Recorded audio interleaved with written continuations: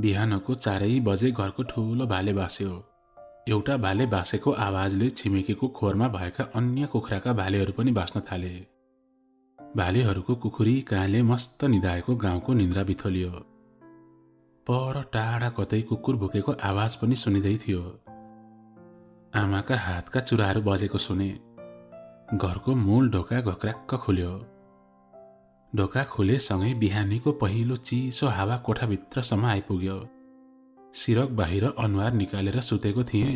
चिसो हावाले मलाई सिरकभित्र गुटुमुटु पार्न बाध्य बनायो। एकैछिनमा भान्साबाट मट्टीतेल जलेको गन्ध आयो। आमाले 2-3 चोटि खोक्नुभयो। सायद धुवाको मुस्लो उहाँको फोक्सोसम्म पुग्यो होला। उहाँले खोक्दै फु फु गर्नुभयो र एकछिनपछि आगो भुरभुर गर्दै बलेको सुने। आमाले अघिल्लो माथि ठुलो डेक्ची बसाल्नुभयो। लैनु भैँसी बाख्राको लागि बिहानको कुँडो पनि थियो त्यो।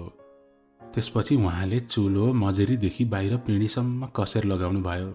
गोबर र रातो माटो मुछेर दैलो पोत्नुभयो।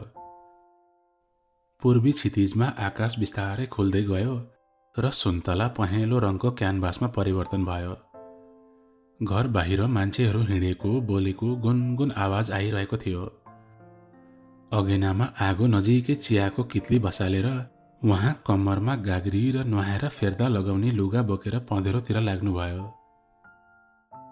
पल्लो खाटमा बा चलमलाउनु भएको थाहा पाएँ। सायद उहाँको निन्द्रा खुल्यो होला। उहाँ उठ्ने तयारीमा हुनुहुन्थ्यो। उहाँले आङ तानेको, आफ्ना बाक्लो दारी मुसारेको, हाई काडेको अनि खाटबाट तल झरेको म सिरकभित्रैबाट चाल पाइरहेको थिएँ। बाको सानैदेखिको बानी हो रे। बिहानको नित्य कर्म सबैभन्दा पहिले गरेपछि मात्र उहाँले बाँकी काम गर्नुहुन्थ्यो। उहाँको हिँडाइको चाल थाहा पाएर गोठको लैनु भैँसी पनि जराक जुरुक उठी र आइ आइ गरेर कराउन थाली। खोरका बाख्राहरूलाई बाहिर टाट्नामा सार्नुभयो। कुखुराहरू पनि आफ्नो खोरबाट होहल्ला गर्दै बाहिर कुद्न थाले। कोही फटफटाउन थाले। घरको ठुलो भाले फेरि बास्यो एकफेर। सायद ऊ मलाई छिटो उठ्न आग्रह गरिरहेको थियो। उसको आग्रहलाई बेवास्ता गर्दै म आफ्नो कल्पनाको सागरमा डुबुल्की मार्न थालेँ। म मिठो सपनाको बीचमा थिएँ। कसैले मेरो सिरकलाई तानेर भुइँमा झारिदियो अनि उसको चिसो हात मेरो अनुहार घाँटीभरि सलबलाउन थालेपछि म आछु आछु गर्दै चिच्याउन थालेँ। मलाई निन्द्रा बिथोलिएको भन्दा पनि तातो शरीरमा एक्कासी चिसो लगाइदिएकोले रिस उठेको थियो। बिहानको घाम डाँडामाथि 3 हात आइसक्यो। यो भने अझै सुतिरहेछ। अल्छी कहीँको। धेरै समयपछि आज मैले यो आवाज सुनेको थिएँ। मेरो बाल्यकालदेखिको परिचित यो आवाज म कसरी भुल्न सक्छु। निन्द्राले मेरो आँखा राम्रोसँग उग्रिसकेको थिएन, तर मेरो कानहरू चनाखो भइसकेका थिए। मैले आकांक्षाको बोलीलाई नचिन्ने कुरै थिएन। एकछिन सुत्न दे न प्लिज। कस्तो मिठो सपना देखिरहेथे। तँ अनि तेरो सपना कहिले ठुलो हुन्छस्? अझै पनि बच्चाको जस्तै दिउँसै सपना देख्ने बानी गएको छैन है तेरो। आकांक्षा मेरो खाटको छेउमा टुसुक्क बसी। बच्चै त हो नि। भर्खर त 20 लागे। म आँखा मिच्दै उठे जस्तो गरेँ। शरीरलाई सजिलो बनाउँदै सिरानीलाई भित्तामा अडेस लाएर बसेँ। मधुरो उज्यालोमा आकांक्षाको अनुहार राम्रोसँग देखिएको थिएन। उतिर फर्किँदै भने, तँ बुढी भइस् भनेर अरूलाई पनि त्यस्तै देखेर हुन्छ? खै मेरो सिरकले जाडो भयो मलाई। के को सिरक फेरि? खुरुक्क नउठेर चाहिने भए आफै उठेर तान। यत्रो समयपछि घर आएको, एकचोटि खोज खबर पनि गर्नु छैन। खै मेरो गिफ्ट? आकांक्षाले आफ्नो खाली हात मतिर बढाई। उसको हातमा राखिदिनलाई मसँग गिफ्ट सिफ्ट केही पनि थिएन। मलाई उपहार किन्न र अरूलाई दिन खासै आउँदैन। त्यही पनि उसलाई फकाउनलाई भने, अहिले खाना खाएपछि दिन्छु। उसलाई मेरो बानी राम्रोसँग थाहा थियो। मेरो कुरामा विश्वास नगरी ऊ सिधै भान्सा कोठातिर छिरी। मैले परैबाट सुनिरहेको थिएँ ऊ आमालाई गुनासो गर्दै थिए। अब यसको बिहे गर्ने बेला भयो आमै। घरमा पनि एउटी बुहारी चाहिएको छ, यसलाई पनि तह लगाउँछे, हजुरलाई पनि काममा साथी हुन्छे। यी दुईजनाको एक आपसमा भेट भएपछि मेरो बिहेको कुरा झिकिहाल्छन्। त्यही भएर मलाई घरमा एकछिन बस्न मन लाग्दैन। मलाई उनीहरूको कुरा चित्तै बुझेन। बल्ल बल्ल वर्ष दिनमा एकचोटि घर आउनु छ, त्यसमाथि पनि बिहेको किचकिच। यो केटीलाई मेरो बिहेको किन यति धेरै चासो लागेको होला? भान्सा कोठाको ढोकामा उभिँदै भने, तँलाई मेरो त्यस्तै चिन्ता भए यो घरको बुहारी बनेर आइज न त। अनि सासु बुहारी भएर मेरो जति कुरा काट्नु छ काट्नु। मलाई घरबाट निकाल्ने भए पनि दुईजना सँगै मिलेर निकाल्नु। म केही पनि भन्दिन। थाहा छैन मेरो मुखबाट कसरी यस्तो शब्द निस्कियो। आकांक्षा लाजले रातो पिरो भई। आमाले ट्वाल्ल मेरो मुखमा एकोहोरो हेरिरहनु भयो, जस्तो कि मैले भन्नै नहुने कुनै गलत कुरा भनेको थिएँ। मलाई पनि एकछिन पछि महसुस भयो मैले के भनेछु भनेर। बोलेको कुरा फिर्ता गर्न नमिल्ने आकांक्षाले के सोची होला। यसो नजर उचालेर उसलाई हेरे। ऊ आफ्नो ठाउँबाट जराक जुरुक उठी आमालाई जान्छु पनि नभनी लुसुक्क शिर झुकाएर मेरो छेउबाट बाहिर निस्की। ऊ रिसाउँदै गएकी लजाउँदै मैले केही मेसो पाइन। एकैछिनमा मेरो आँखा अगाडिबाट अलप भई। हातमा सानो गाग्री बोकेर म पँधेरातिर लागेँ। पँधेरामा मान्छेहरूको भिड बाक्लै थियो। केही समय पालो कुरेपछि मैले पानी थाप्ने पालो पाएँ। गाग्रीलाई धारामा थाप्नै लाग्दा पछाडिबाट कसैले भनेको सुने, अरे असुतोष बाबु, सुरुमा हात मुख त धुनुस् अनि पानी थाप्नुहोला। बिहानै उठेर पँधेरामा पुग्दा पनि मैले आफ्नो हात मुख धुन भुलेको थिएँ।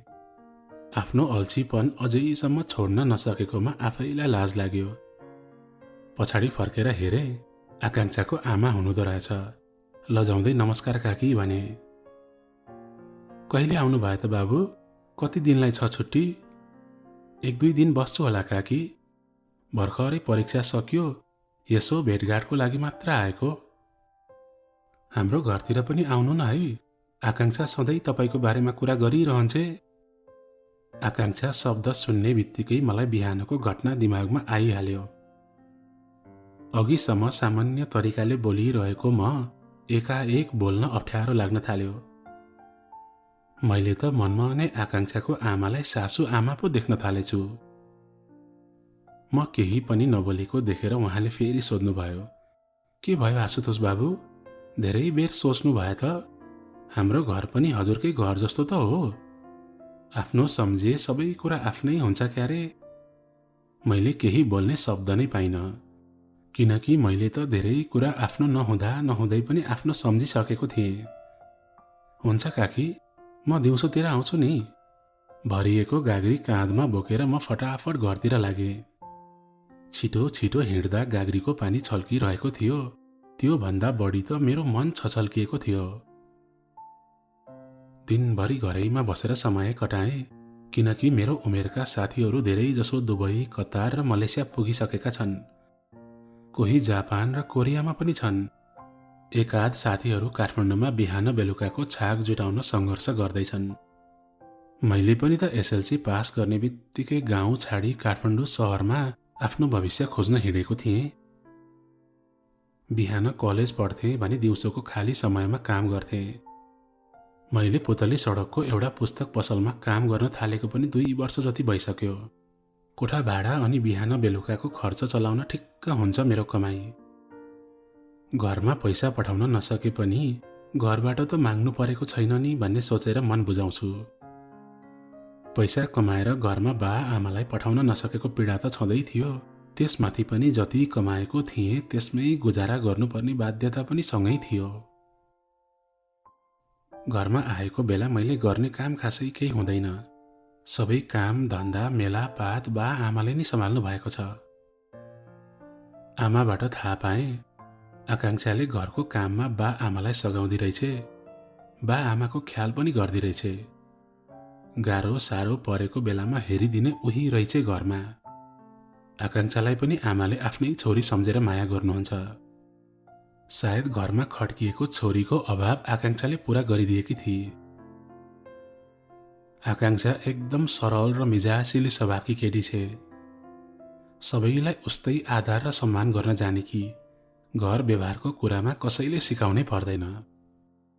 रूपमा बिछट्टै राम्री तर पढाइमा मध्यम। परीक्षामा पहिलो दोस्रो नभए पनि कहिल्यै फेल भएकी छैन। मैले नै सहयोग गरिदिन्थे परीक्षाको बेला। एसएलसी पछि ऊ सँगैका साथीहरू पढ्नलाई काठमाडौँ गए, तर ऊ भने गाउँमै खोलेको +2 मा पढ्दैछे। उमेरमा म भन्दा 2 वर्ष कान्छी छे, तर उसमा मेरो भन्दा बढी परिपक्वता छ, किनकि ऊ दुःखमा भिजेकी छे। उसले घर व्यवहार र समाज बुझेकी छे। साँझ घाम डुब्ने बेलातिर म आकांक्षाको घरतिर लागे। आकांक्षा बाहिर फलैँचामा बसेर तरकारी केलाउँदै रहेछे। उसकी सानी बहिनी भित्र भान्सा कोठामा आमासँग झगडा गर्दै थिई।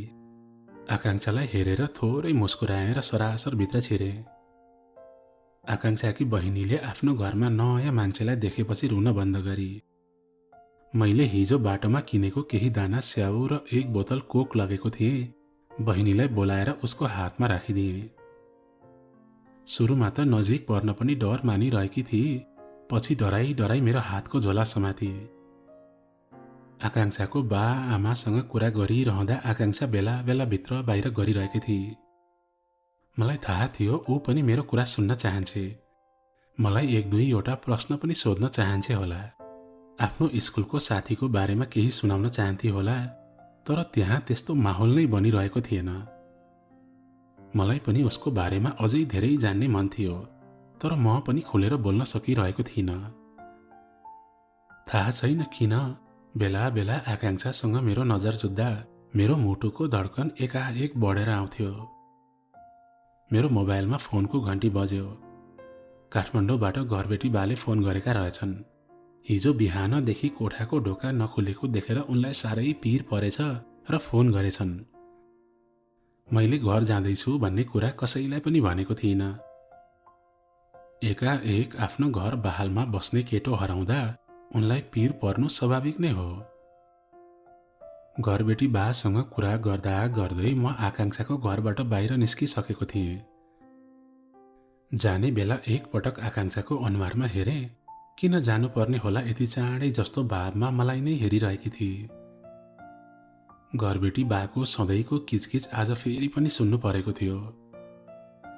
काठमाडौँ हुँदा त स्वाभाविक पनि थियो, एउटै घरमा बसेपछि उहाँको कुरा सुन्नै पर्थ्यो, तर आज यति टाढा आउँदा पनि मैले सुख पाएको थिइनँ।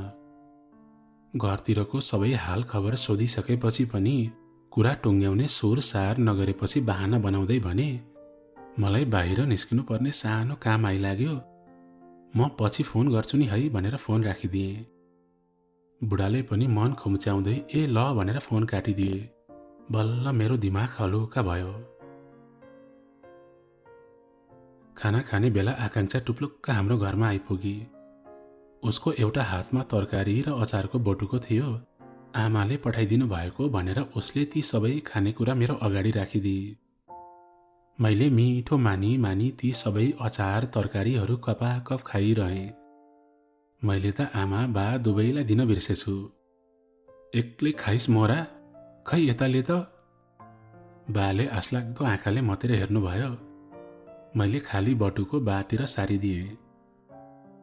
मिठो कुरा त यसलाई देख्नै हुँदैन, एक्लै खाइहाल्नुपर्छ है, हाँडी घोप्टे जस्तो।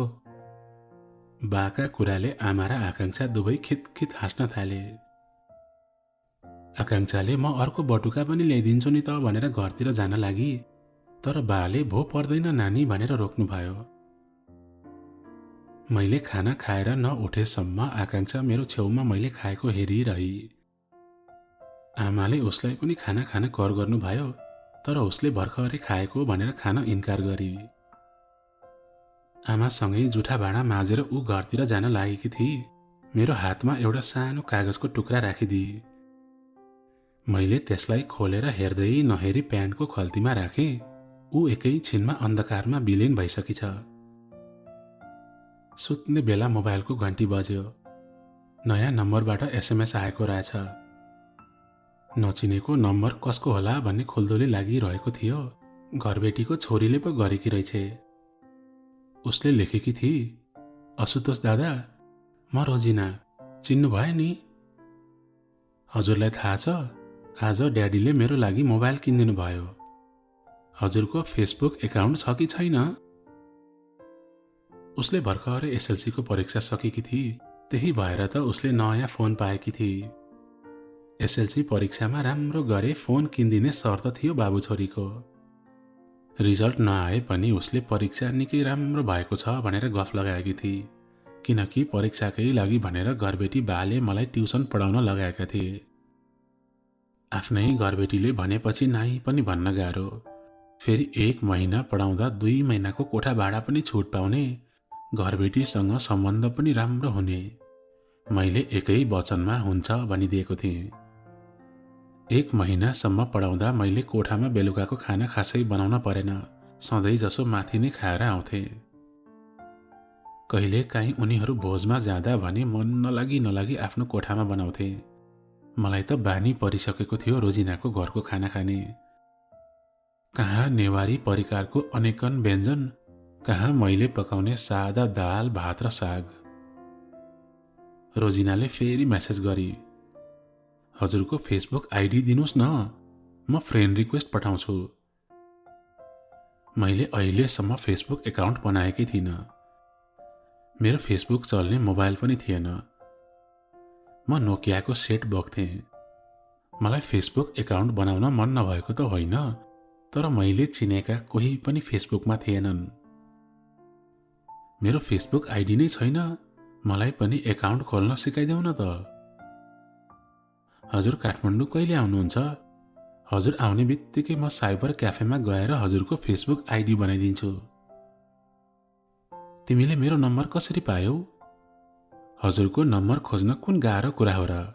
अघि ड्याडीले हजुरसँग कुरा गरेको सुनिरहेथे नि त। गाउँको पँधेरो एका बिहानै भिड हुने भइहाल्यो। पालो कुर्दा कुर्दा मेरो मुखको मन्जन सुकेर कटकटिएको थियो। हात खुट्टा धोएँ, मुख कुल्ला गरे, गाग्रीमा पानी भरिने बेलासम्म त्यसलाई हेरिरहेँ। गाग्रीमा पानीले हिर्काउँदा मिठो सङ्गीत निस्किरहेको थियो। पानी भरिएपछि त्यसलाई पँधेराको डिलमा राखेर म टाउको मात्र नुहाउनलाई टी सर्ट खोल्दै थिएँ। म निहुरिएको मात्र के थिएँ, कसैले माथिबाट भरि पानीको गाग्री घोप्टाइदियो। म शिरदेखि पाउसम्म भिजेँ। म पानीमा रुझेको बिरालो जस्तो जाडोले लुकलुक काम्न थालेको थिएँ। रिसको झोकमा पछाडि फर्केर हेर्दा त आकांक्षा पछ्यौराले मुख छोपेर मुर्छा परेर हाँसिरहेकी थिए। उसका नसालु ती आँखाहरू, गुलाबी ओठ, हाँस्दा डिम्पल पर्ने गाला। मैले आफू पानीले भिजेको पनि बिर्सिसकेछु। आकांक्षालाई तलदेखि माथिसम्म निहारे। पातलो छिनेको कम्मर, लामा लामा हात गोडाहरू। मैले आजसम्म आकांक्षालाई राम्रोसँग हेरेकै रहेनछु। उसको सुन्दरताको दर्शन त मैले आजसम्म पाएकै रहेनछु। घरबाट टाढा हुँदा म कहिलेकाहीँ आकांक्षालाई सम्झन्थेँ। सधैँ स्कुल पढ्दा देखेको अनुहार मात्र दिमागमा आउँथ्यो। मेरो सम्झनामा आकांक्षा अरू युवती सर नै समान थिए। कुनै खास आकर्षण देख्दिन थिएँ। हामी एउटै गाउँमा जन्मेर हुर्किएको भए पनि हाम्रो उमेरमा केही फरक थियो, तर पनि ऊ मेरो सबैभन्दा मिल्ने केटी साथी थिए। आकांक्षा अब सानी रहेनछे भन्ने आज उसको खुलेको सुन्दरता देखेपछि मात्र थाहा पाएँ। आज पहिलो पटक आकांक्षालाई देख्दा मेरो मनमा काउकुती लागेको अनुभव भयो। धेरै समयपछि मेरो मनमा हलचल पैदा भएको थियो। म एकहोरो उसलाई हेरेर टोलाएको देखेर उसले एक अन्जुली पानी मेरो अनुहारमा फालिदिए। म फेरि नमज्जासँग झस्केँ। बल्ल खाइस, मेरो बदला बल्ल पुरा भयो। कुनै ठुलो युद्ध नै जिते जसरी ऊ पुकलित भई। मैले भने, यो कस्तो बदला हो? हिजो आमाको अगाडि मलाई के भनेको थिइस्? खुब मलाई आफ्नो घरको बुहारी बनाउने भएको। मलाई पाउन त्यति सजिलो कहाँ छ? तेरो सहरका केटीहरू जस्तो सजिलै मानिहाल्ने सम्झिस् कि के हो मलाई? के भन्दैछस् त? यो बदला त्यसैको थियो? त्यति सानो कुराको सजाय यति धेरै? यो त अति भएन र? तँलाई अझ पुगेकै छैन। मलाई फोन किन नगरेको? थाहा छ राति 12 बजेसम्म तेरो फोन कुरेर बसेको थिएँ। फोन? कसलाई? फोन गर्नलाई मसँग तेरो नम्बर पनि त हुनु पर्यो नि। हिजो बेलुका त्यो कागजमा दिएको के त? कि हेर्दै नहेरी फालिदिइस्? मलाई थाहा थियो तँ मेरो कुरालाई खासै महत्त्व दिँदैनस् भन्ने। सहरमै राम्रै राम्रै तरुनी हेरेको होलास्, गाउँ छोडेर जान नसकेको म जस्तीलाई के हेर्थिस्? मनमा लाग्यो भन्दैमा जे पायो त्यही चाहिँ नभनिहाल त। मैले तँलाई कहिले व्यवस्था गरेँ? तैँले सधैँ गरी त राछस् नि। आजसम्म मलाई केही गिफ्ट ल्याइदिया छ सहरबाट? उल्टै मैले नम्बर दिँदा पनि फोन नगर्ने होइन? मैले आफ्नो हात टाउकोमा ठोक्काउँदै भने, त्यसमा तेरो फोन नम्बर थियो? मैले त्यो कागज त हेरेकै थिइनँ। एकछिनमा हेर्छु भन्दा भन्दै बिर्सेछु। हिजो सुत्दा लगाएको प्यान्ट अहिले शरीरमै थियो। खोल्तीमा हात हालेर छाम्दा पो फेला पर्यो। बिचरा कागज त पानीमा भिजेर धुजा धुजा भएछ। अब त्यसमा आकांक्षाको फोन नम्बर कसरी खोज्नु? मेरो हातमा कागजको टुक्राहरू देखेपछि उसको अनुहार मलिन भयो। मैले उसले दिएको कुरालाई वास्तै नगरी छोडेको थिएँ। उसलाई फकाउनलाई उसको फोन नम्बर फेरि मागे, तर उसले दिन मानिन। भनी, जसलाई मेरो बारेमा कुनै मतलब छैन त्यसलाई म बारम्बार फोन नम्बर दिइरहन सक्दिन। मन भए आफै खोजेर गर्नु, नत्र कसैको फोन कुरेर बस्ने खालकी केटी होइन म आकांक्षालाई फकाउन खोज्दै थिएँ। त्यति बेला नै साइडमा राखेको मेरो मोबाइलमा घन्टी बज्यो। मेरो र आकांक्षाको नजर एकैचोटि त्यो फोनमा पर्यो। म फोन उठाउनलाई अगाडि मात्र के बढेको थिएँ, हत्तपत्त आकांक्षाले मेरो फोन उठाई। हेलो, तिमीलाई के चाहियो? म जो बोले पनि। के काम छ आशुतोषसँग? काम छैन भने किन फोन गरेकी त अरूलाई बेकारमा? फोन राख। आकांक्षाको अनुहार अमिलिएर कालो निलो भयो। रिसाउँदै पनि थिए होला सायद। आँखा पनि राता राता भएका थिए। उसले मलाई सिधै सोधी, को हो यो रोजिना भन्ने? रोजिनाले पो फोन गरेकी रहेछ। मैले मुस्कुराउँदै भने, बहिनी हो, घरबेटीको छोरी। बहिनी मात्रै कि गर्लफ्रेन्ड पनि? के रे, के भनिस्? फेरि भन् त। केही होइन, ला तेरो फोन। आकांक्षाले फोन म भएतिर फालिदिए। मैले केही बुझ्नै सकिनँ। यो केटीलाई एक्कासी यो के भयो? बिहान बिहानै यसलाई कुन भूत चढ्यो यसरी? एक कल फोनको भरमा आकांक्षाको अनुहारको रङ यसरी उडेको थियो कि म त लगभग डराइसकेको थिएँ। हिजो हँसी मजाकमा बुहारी बनाउँछु भन्दा एक गाग्री पानी खनाइदिनेले आज यो फोनको बदला कसरी लिन्छे होला, हेर्न बाँकी थियो। दिउँसो टन्टलापुर घाम लागेको थियो। आकाशमा बादलको एक टुक्रा पनि कतै देखिएको थिएन। सबैजना गर्मीले प्याक प्याक्ती परेका थिए। हावा चलेको थिएन। मान्छेहरू पात हल्लिन्छ कि भनेर रुखको वरिपरि छहारी खोजेर बसेका थिए। गाउँका एक होल भोराहरू खोलामा पौडी खेल्न जाने भनेर तातिए। यस्तो गर्मीको बेला त्यसमाथि 12 बजेको घाम, नजाने त कुरै थिएन। हामी हुल बाँधेर खोलातिर झरेको आकांक्षाले देखेकी रहेछ। ऊ पनि हामीलाई पछ्याउँदै खोलासम्म आई। खोलामा पानी सानो थियो, तर त्यसलाई स्याउला र ढुङ्गाले थुनेर पौडी खेल्न मिल्ने बनाएका थियौं। लगभग एक मान्छे डुबाउने जति गहिरो बन्यो। हाम्रो 7 जनाको जम्बो टोलीले भूत छोई खेल्ने निर्णय गर्यो। आकांक्षा पौडी खेल्न मानिन। उसलाई पौडिन त आउँथ्यो, तर हामीसँग खेल्न असहज मानी। खासै लजाउनु पर्ने कुरा त केही थिएन, किनकि त्यहाँ म बाहेक सबै 10-11 वर्षका भौराहरू थिए। तैपनि उसलाई धेरै कर पनि गर्न मन लागेन, किनकि उसको लागि लाज मान्नु पर्ने मान्छे म जो थिएँ। आकांक्षा रुखको ओझेलमा खोला भन्दा पर बसी। हामी भने खोलाको ठूलो ढुङ्गा छेउमा गयौं र शरीरबाट लुगा उतार्न थाल्यौं। म मात्र एउटा सानो कट्टुमा थिएँ, बाँकी सबै बोराहरू नाङ्गे पौडी खेल्न तम्सिए। 1 घण्टाको भागम भागपछि सबैजना थाकेर तातो बालुवामा नाङ्गो शरीर माछा पाखामा पल्टिए जसरी पल्टिन थाले। शैलेशले बालुवामा पानको पात बनाएर S+B लेख्यो। पानको पातलाई एउटा तीरले छेड्यो। मनोजले ढुङ्गाहरूको खात बनाएर 9 तले धरहरा बनायो। उसको धरहरा राम्रोसँग उठिसकेकै थिएन, भीमसेनले 1 लात्ती हानेर डालिदियो। मनोज भीमसेनलाई लखेट्दै बयर घारीतिर कुद्न थाल्यो अनि भीमसेन आफ्नो खुट्टामा अल्झिएर लड्यो। मनोजले उसलाई 2 लात्ती हान्यो र तातो बालुवाले सर्लक्कै पुरिदियो। दिनभर खोलाको बगरमा खुब रमाइलो भयो। घर फर्कदै गर्दा शैलेशले मलाई सोध्यो, आशुतोष दाई, हजुरको गर्लफ्रेन्ड छैन? म त छक्कै परेँ। यी बुढाबुढीलाई अहिलेदेखि नै गर्लफ्रेन्ड के हो भन्ने थाहा भइसकेछ।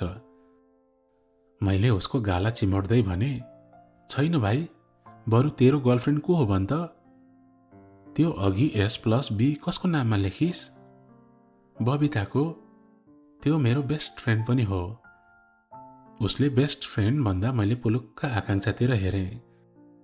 मैले सम्झेँ, हामी पनि स्कुल पढ्दा एक अर्कालाई बेस्ट फ्रेन्ड भनेर बोलाउँथ्यौँ। बेस्ट फ्रेन्ड भए लभ साइनभित्र S+B किन लेखेको त? म उसलाई मन पराउँछु नि त, तर उसको अर्कै बोयफ्रेन्ड छ हाम्रै क्लासमा। उसले मलाई तिमी मेरो बेस्ट फ्रेन्ड हो भन्छे, त्यही भएर मैले पनि उसलाई बेस्ट फ्रेन्ड भन्नुपर्छ। शैलेशले दार्शनिकको जस्तो गहिरो कुरा गरेको थियो। उसले कति सजिलै आफूले माया गर्ने मान्छेलाई बेस्ट फ्रेन्डमा मात्र सीमित गर्न सकेको थियो। उसले मलाई फेरि त्यही प्रश्न तिर्स्यायो, तपाईको गर्लफ्रेन्ड छैन? मैले आकांक्षातिर हेरेँ।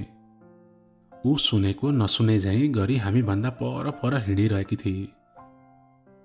छैन, एउटी पनि छैन।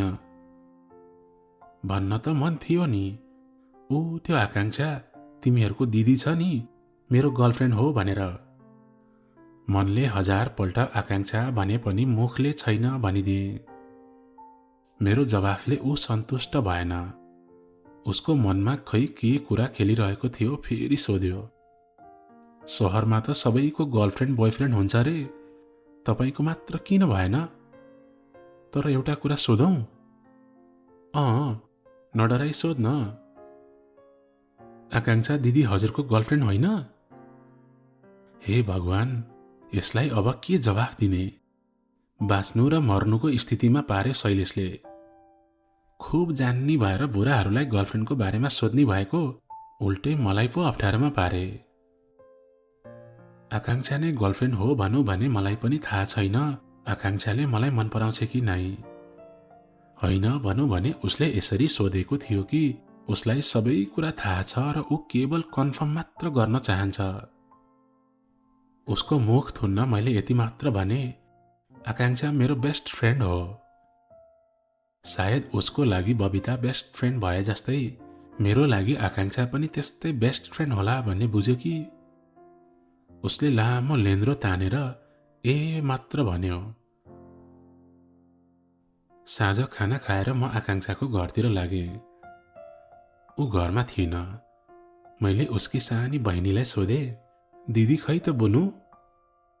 तल कञ्चन दिदीको घरमा जानुभएको छ। आकांक्षा र म सानोमा भाँडाकुटी खेल्दा उनी मेरो बेहुली बन्दा सायद हामी पनि बुनु जत्रै थियौं होला। आकांक्षा पनि यस्तै मायालु गाला पोक्ची परेकी थिए। मैले उनको गालामा मही खाइदिए। उनले मुख बिगार्दै हातले आफ्नो जुठो भएको गाला पुछिन्। म कञ्चनको घरमा पुगेँ। घरका सबैजना बसेर भलाकुसारी गरिरहेका थिए। मैले ढोकाबाट छिर्ने बित्तिकै आकांक्षालाई देखेँ। मेरो मन खुसीले फुरुङ्ग भयो। तर यसरी रातको समयमा म कञ्चनको घरमा पुग्नु आश्चर्यको कुरा थियो। मैले आकांक्षालाई नदेखे जस्तो गरेर भने, ए यो पनि यतै छे। वास्तवमा म उसैलाई खोज्दै आएको थिएँ, तर यो कुरा अरूले थाहा नपाउन् भनेर मैले कुरा बनाएँ। तँलाई के चासो होला म जता भए पनि? तँ चाहिँ यति राति के खोज्दै हिँडेको नि? आकांक्षाले पहिलो प्रश्नमै सिधै झटारो हानी। घुम्दै आएको नि, म यता आउन हुँदैन र? खुब घुम्छस् राति राति, किचकन्नेले तानेर लान्छ अनि थाहा पाउँछस्। किचकन्ने त यही रहेछे, कसले लान्छ मलाई? मेरो कुरा सुनेपछि त्यो घरभरि हाँसोको फोहरा छुट्यो। म भित्र खाटको डिलमा टुसुक्क बसेँ। किचकन्याको कुरा निस्किसकेको थियो। त्यसपछि त्यहाँ भूत हुन्छ कि हुँदैन भन्ने कुरा सुरु हुन थाल्यो। कञ्चनको बाले आफूले धेरै पटक भूत देखेको कुरा गरे। उनी भन्दै गए अनि हामी सबैले कान्तिको पारेर सुन्न थाल्यौं। कञ्चनको बाले किचकन्याको कथा सके, तर मेरो मन त किचकन्याको डरमै कामिरहेको थियो। यो कथा थियो कि वास्तविक घटना त्यो त हामीलाई पनि थाहा थिएन। बुढाले भनेपछि त विश्वास गर्नै पर्यो। मलाई त्यो घटना सम्झदा पनि डर लागिरहेको थियो। बाहिर रात पनि छिप्पिसकेको थियो। म घर जान्छु है भनेर त्यहाँबाट निस्केँ। मेरो हातमा टर्च लाइट पनि थिएन। जुनको मधुर उज्यालोमा बाटोलाई पैँतलाले छाम्दै म घरतिर लागेँ। मेरो पछाडि पछाडि आकांक्षा पनि आउँदै रहेछे। उसको हातमा उज्यालो थियो। त्यसकै सहारामा हामी हिँड्न थाल्यौं। मैले आकांक्षालाई तर्साउने विचार गरेँ। ओइ सुन्न, साँच्चीकै किचकन्ने हुन्छ हो? तँलाई डर लाग्छ कि लाग्दैन? खै हुन्छ होला नि, हामी सबै मरेपछि भूत नै त बन्ने हो। म मरे भने त किचकन्ने बन्छु अनि सुरुमा तँलाई नै तर्साउन आउँछु। आकांक्षा किचकन्ने हाँसेको जसरी हाँस्न थाली। तँलाई थाहा छ, यो गल्लीमा त तर्साउँछ रे नि यहाँ एक्लै हिँड्नेलाई। मेरो कुरा सकिएकै थिएन। आकांक्षा चिच्याई, अबुई मलाई त कस्तो डर लाग्न थाल्यो। साँच्ची हो। आकांक्षा डरले थुरथुर कामिरहेकी थिए। उसले मेरो पाखुरामा यति डरोसँग समातेकी थिए कि मलाई पनि नमिठोसँग दुखिरहेको थियो। मैले पनि साँच्चीकै भूत देखे जसरी डराउँदै भने, ओए भूत हेर त। मम्मी! आकांक्षा मेरो छातीमै टाँसिन आइपुगी। उसको मुटुको धड्कन एक्कासी बढेको थियो र श्वास पनि फुलेको थियो। उसको शरीरको तातोपन मैले महसुस गरिरहेको थिएँ। जीवनमा आजसम्म आकांक्षासँग धेरै पटक छोइएँ होला, तर आजको छुवाई बेग्लै थियो। आज पहिलो पटक आकांक्षा र म यति नजिक टाँसिएर हिँडिरहेका थियौं। रातको अन्धकार अनि भूतले डराएकी आकांक्षालाई नाजुक तर मूल्यवान वस्तुलाई जसरी जतनका साथ सम्हाल्दै उसको घरसम्म छोडिदिएँ। आकांक्षाबाट छुट्टिने बेला म भोलि बिहानै काठमाडौँ फर्कन लागेको कुरा सुनाएँ।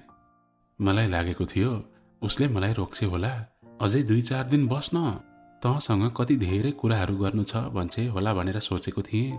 तर उसले त कुनै प्रतिक्रिया नै जनाइन। यस्तो लाग्दै थियो म उसँग हुनु वा नहुनु उसलाई केही फरक नै पर्दैन। म त उसलाई आफ्नो मनको कुरा भन्छु भनेर आएको थिएँ, तर निशब्द भनेर फर्किँदै थिएँ। हाम्रो मित्रतालाई म प्रेमको उचाइमा पुर्याउन चाहन्थेँ।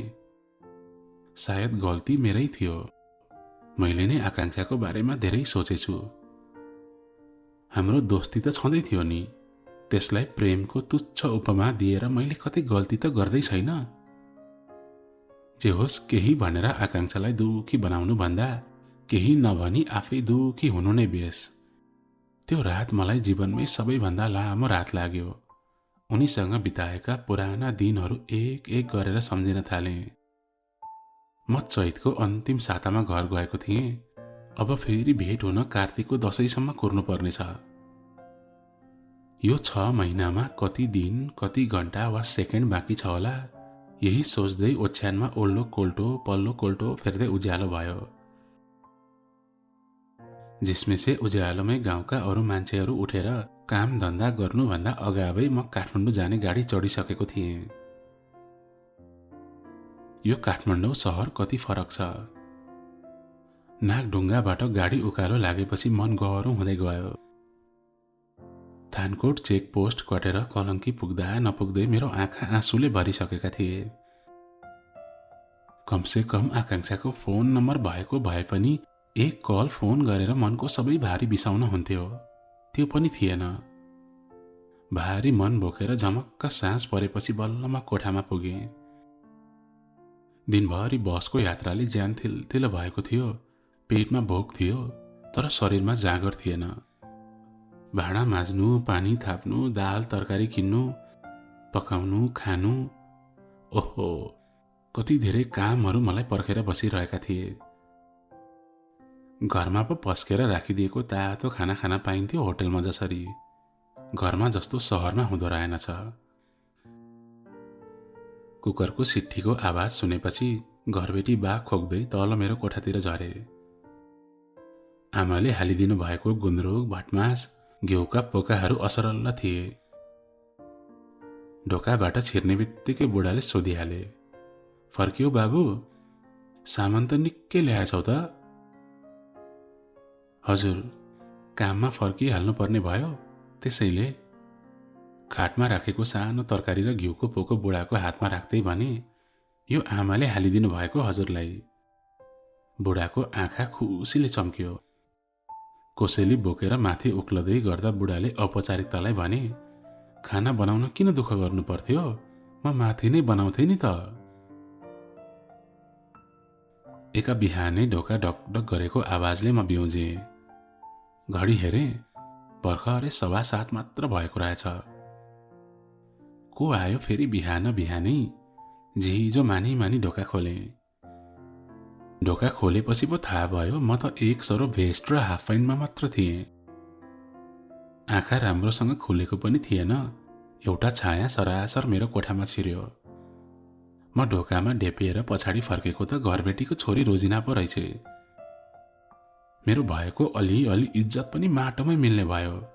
म हतार हतार आफ्नो लुगा खोज्न थालेँ। मलाई लाज मर्दो अवस्थामा देखेर पनि रोजिनाले केही भनिनन्। बरु मेरो भद्रगोल कोठालाई व्यवस्थित गर्नतिर पो लागि। म त छक्कै परे उसको पारा देखेर।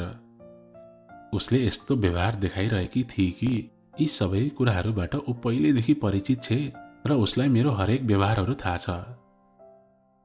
अवस्था सामान्य भएपछि मैले भने, किन आयो यति बिहान बिहानै? केही काम थियो भने म आफै माथि आइहाल्थे त।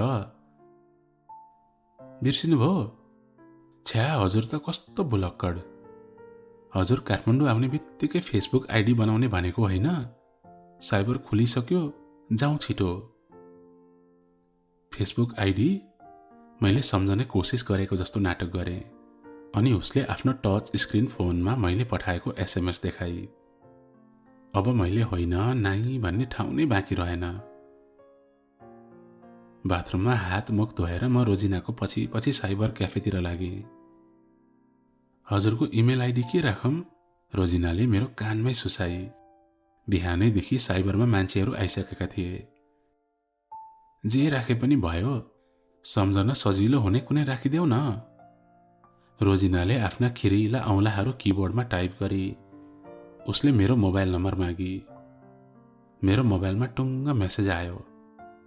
उसले मोबाइल पनि मागी। मैले मेरो सानो नोकिया सेट खल्तीबाट झिकेर दिएँ। मेरो फोन देखेर ऊ झन्डै बेहोस भइन। यस्तो पुरानो जमानाको फोनमा फेसबुक कसरी चलाउनुहुन्छ भनेर मेरो उल्ली बिल्ली बनाई। अर्को महिना नेट चल्ने स्क्रिन टच फोन किन्छु भनेपछि बल्ल उसले मलाई उडाउन छोडी। पासवर्ड के राखौँ? फेरि रोजिनाले सोधी। जे राखे पनि हुन्छ, तर सजिलो राख है। उसले 2-3 पासवर्ड टाइप गर्दै मेट्दै गरी। एकछिनपछि ल पुरा भयो जाउँ भनेर उठी। मेरो फेसबुक एकाउन्ट बन्यो त अब भनेर सोद्धा, अझै पुरा भएको छैन, अब एउटा काम बाँकी छ भने। कति काम गर्नुपर्ने रहेछ यो आइडी बनाउन पनि। यो भन्दा सजिलो त बरु ब्याङ्कमा खाता खोल्न नै हुन्छ होला।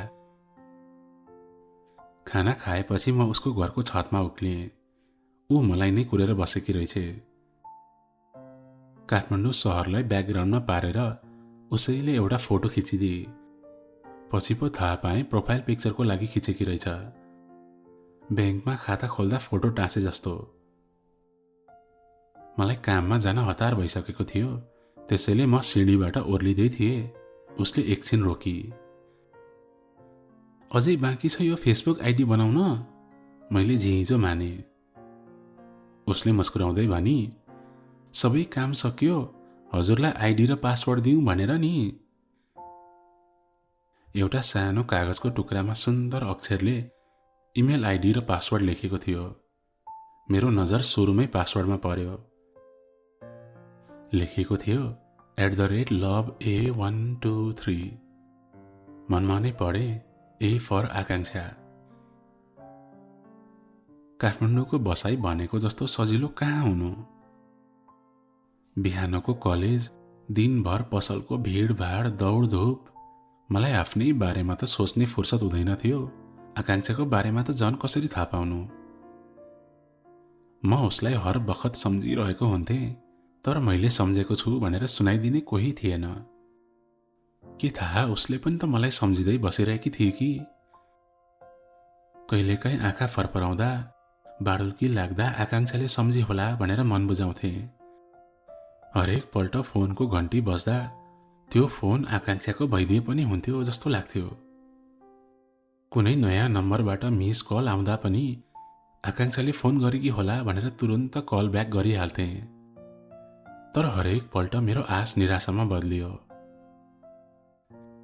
एक साँझ कोठामा खाना पकाउँदै थिएँ, कसैले ढोका ढकढक गर्यो। साँझको बेला को आयो होला पाउन लाग्न दिगदार मान्दै ढोका खोलेँ। रोजिना रहेछ। मैले भित्रै आउन भने। मेरो कोठा सफाचट देखेर ऊ छक्कै परी। के हो दादा, कोठामा कोही पाहुना आउँदै हुनुहुन्छ हो? एकदम सफाचट छ त। रोजिनातिर हेरेर फिस्सा हाँसिदिए। सधैँ यसरी एक्लै बसेर कहाँ हुन्छ दादा, भाउजू ल्याउनु पर्यो के? भन्ने बित्तिकै खोजेर ल्याउनलाई हराएको सामान हो र, समय लागिहाल्छ नि। भनेपछि हजुरले आजसम्म कुनै केटीलाई मन पराउनु भएको छैन? रोजिनालाई के भएको छ कुन्नी, उसले मसँग पहिलो पटक प्रेमको कुरा गर्दै थिए। आजसम्म मैले उसलाई यस्तो कुरा गरेको देखेको थिइनँ। म के भनौँ भन्नु भए। जब जब मलाई कसैले प्रेमिकाको बारेमा सोध्छन्, म निशब्द हुने गर्छु। मेरो गर्लफ्रेन्ड छ कि छैन भन्दा पनि आजसम्म एउटै किन छैन भन्ने प्रश्नले पो मलाई सताउन थाल्यो। मेरो आजसम्म पनि कोही केटी साथी किन छैन जसलाई आजकालको बुढाबुढीहरूको भाषामा गर्लफ्रेन्ड भन्ने गर्छन्। कुरा बुझियो? हजुर त के साह्रो नामर्द हो के? त्यत्रो मेहनत गरेर फेसबुक आइडी खोलिदिएको। यसो हुन्छ नि केटीहरूलाई हाई हेलो गर्ने, फोटोमा लाइक कमेन्टहरू गर्ने, कुरा सुरु गर्ने। हजुरलाई लभ गर्न पनि मैले नै सिकाइदिनु पर्ने हो? के रे, म नामर्द रे? धेरै गर्लफ्रेन्डहरू हुने चाहिँ मर्द हुन्? अनि फेसबुकबाट लभ पर्छ भन्ने बकवास कुरा चाहिँ कसले सिकायो तिमीलाई? अहिले मलाई अलिकति रिस पनि उठेको थियो। सायद रोजिनालाई पनि आफूले अलिक धेरै नै बोले कि जस्तो लाग्यो होला। ऊ चुपचाप मेरो कुरा सुनिरही। हामी बीच एकछिन मौनता छायो र अन्तमा फेरि मैले नै जिस्काउँदै सोधे, तिम्रो चाहिँ कतिजना बोयफ्रेन्ड छ नि? अब रिसाउने पालो उसको थियो। मेरो कुरा सुनेर ऊ खुसी होली भनेको त रिसले तातो पिरो पो भई। मलाई एक नजर आँखा तरी र जाने बेला कोठाको ढोका ड्वाङ्ग आवाज आउने गरी ढप्काएर गई। रोजिनाले मेरो मनको घाउलाई गिजोलेर गई। के म नामर्द नै हो त? मेरो गर्लफ्रेन्ड नहुनु वा कसैलाई प्रेम प्रस्ताव राख्न नसक्नु नै मेरो कमजोरी हो त? पढाइ राम्रै चलिरहेकै छ, सानोतिनो जागिर पनि गरिरहेकै छु, रूपमा पनि औसत नै छु, तर पनि मेरो किन कोही गर्लफ्रेन्ड छैनन्? आजसम्म मैले किन कुनै मस्त जवान युवतीलाई आफ्नो सम्भावित प्रेमिका मान्न सकेको छैन? किन मेरा रातहरू कुनै सुन्दरीको कल्पनामा बितेको छैन? स्कुल जीवनदेखि आजसम्म मैले नजानी कति केटीहरूको सङ्गत गरे होला, तर तिनीहरूमा म किन कहिल्यै प्रेमको राग पाउँदिन? जब जब म कोही युवतीको कल्पना गर्छु तब आकांक्षाको अनुहार मेरो दिमागमा आउँछ। जब जब म कुनै सुन्दर युवतीलाई हेर्छु थाहै नपाई आकांक्षासँग दाँज्न पुग्छु। उनीसँग मेरो त्यस्तो के सम्बन्ध छ? उसलाई आफूबाट पर राखेर किन अरू कसैको बारेमा सोच्न सक्दिन? सायद म आकांक्षालाई मन पराउँछु। मैले भन्दा पनि धेरै त मेरो मनले आकांक्षालाई मन पराउँछ। म आफूलाई भन्दा बढी खुसी आकांक्षा भएको हेर्न चाहन्छु। के यो मेरो मायाको लक्षण होइन र? त्यो रात मैले एउटा निर्णय गरेँ, जसरी पनि आकांक्षालाई फोन गर्छु। फोन सम्पर्क हुन सकेन भने पनि कुनै बहाना बनाएर एक रातको लागि गाउँ गएर भए पनि उसलाई आफ्नो मनको कुरा भन्छु। आजसम्म यो मनमा लुकेर रहेको मनको भारीलाई बिसाउँछु र आफूलाई हलुका बनाउँछु। भोलिपल्ट बिहानै गाउँमा आफूले चिनेका, विश्वास लागेका केही मान्छेहरूलाई फोन गरेँ, जसले बेला बखत घरमा बा आमासँग मेरो फोनमा कुरा गराइदिन्थे। केही विश्वासिला मान्छेहरूलाई कसम खुवाएर आफूलाई आकांक्षाको फोन नम्बर चाहिएको कुरा गरेँ।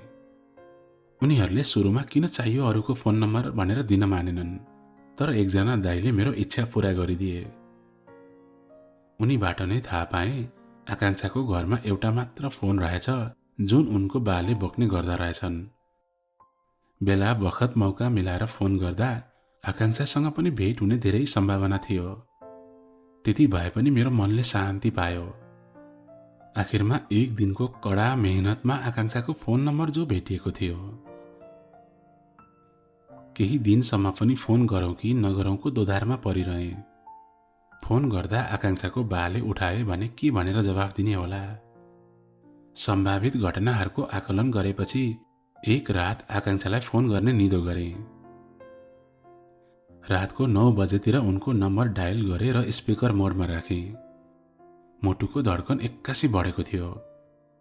मनमा नै प्रार्थना पनि गरिरहेको थिएँ, हे भगवान, फोन आकांक्षाले नै उठाइदियोस्। फुल घन्टी गयो तर फोन उठेन। फेरि रिडायल गरेँ। अन्तिम सेकेन्डमा एउटा बुढो धुन्द्रो आवाजमा हेलो भनेको सुने। त्यो आवाज उनको बुवाको थियो। 2-3 पटकसम्म पनि हेलो भन्दा कोही नबोलेपछि उनले फोन आकांक्षालाई दिए। एकछिनपछि एउटा सुमधुर आवाज सुने, जसले मेरो मनको सारा पीडा, दुःख, तनावलाई शान्त पारिदियो। त्यो आवाज उनको थियो।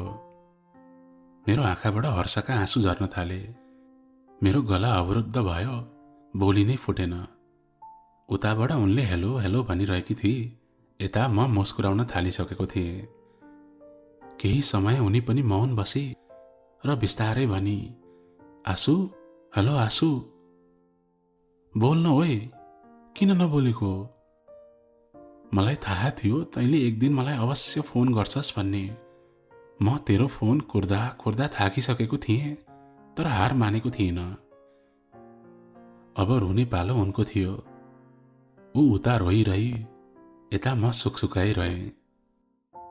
अब रुन पुग्यो, केही त बोल्नुपर्छ भन्ने लागेपछि जब बोल्न मात्रै लागेको थिएँ, दुवैको मुखबाट एकैचोटि सरी निस्कियो।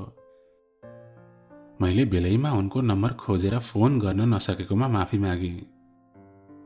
उसले पनि त्यो दिन नम्बर नदिएकोमा माफी मागी। यसरी हाम्रो पहिलो प्रेमिल संवाद नै सरीबाट सुरु भयो। त्यसपछिका दिनहरू मेरो सहज तरिकाले बित्न थाले। दिनभरि म रात कहिले पर्छ र उनीसँग फोनमा बोल्न पाउँछु भनेर घडी हेर्दै बिताउँथे, किनकि दिनभरि फोन आकांक्षाको बसमा हुन्न थियो।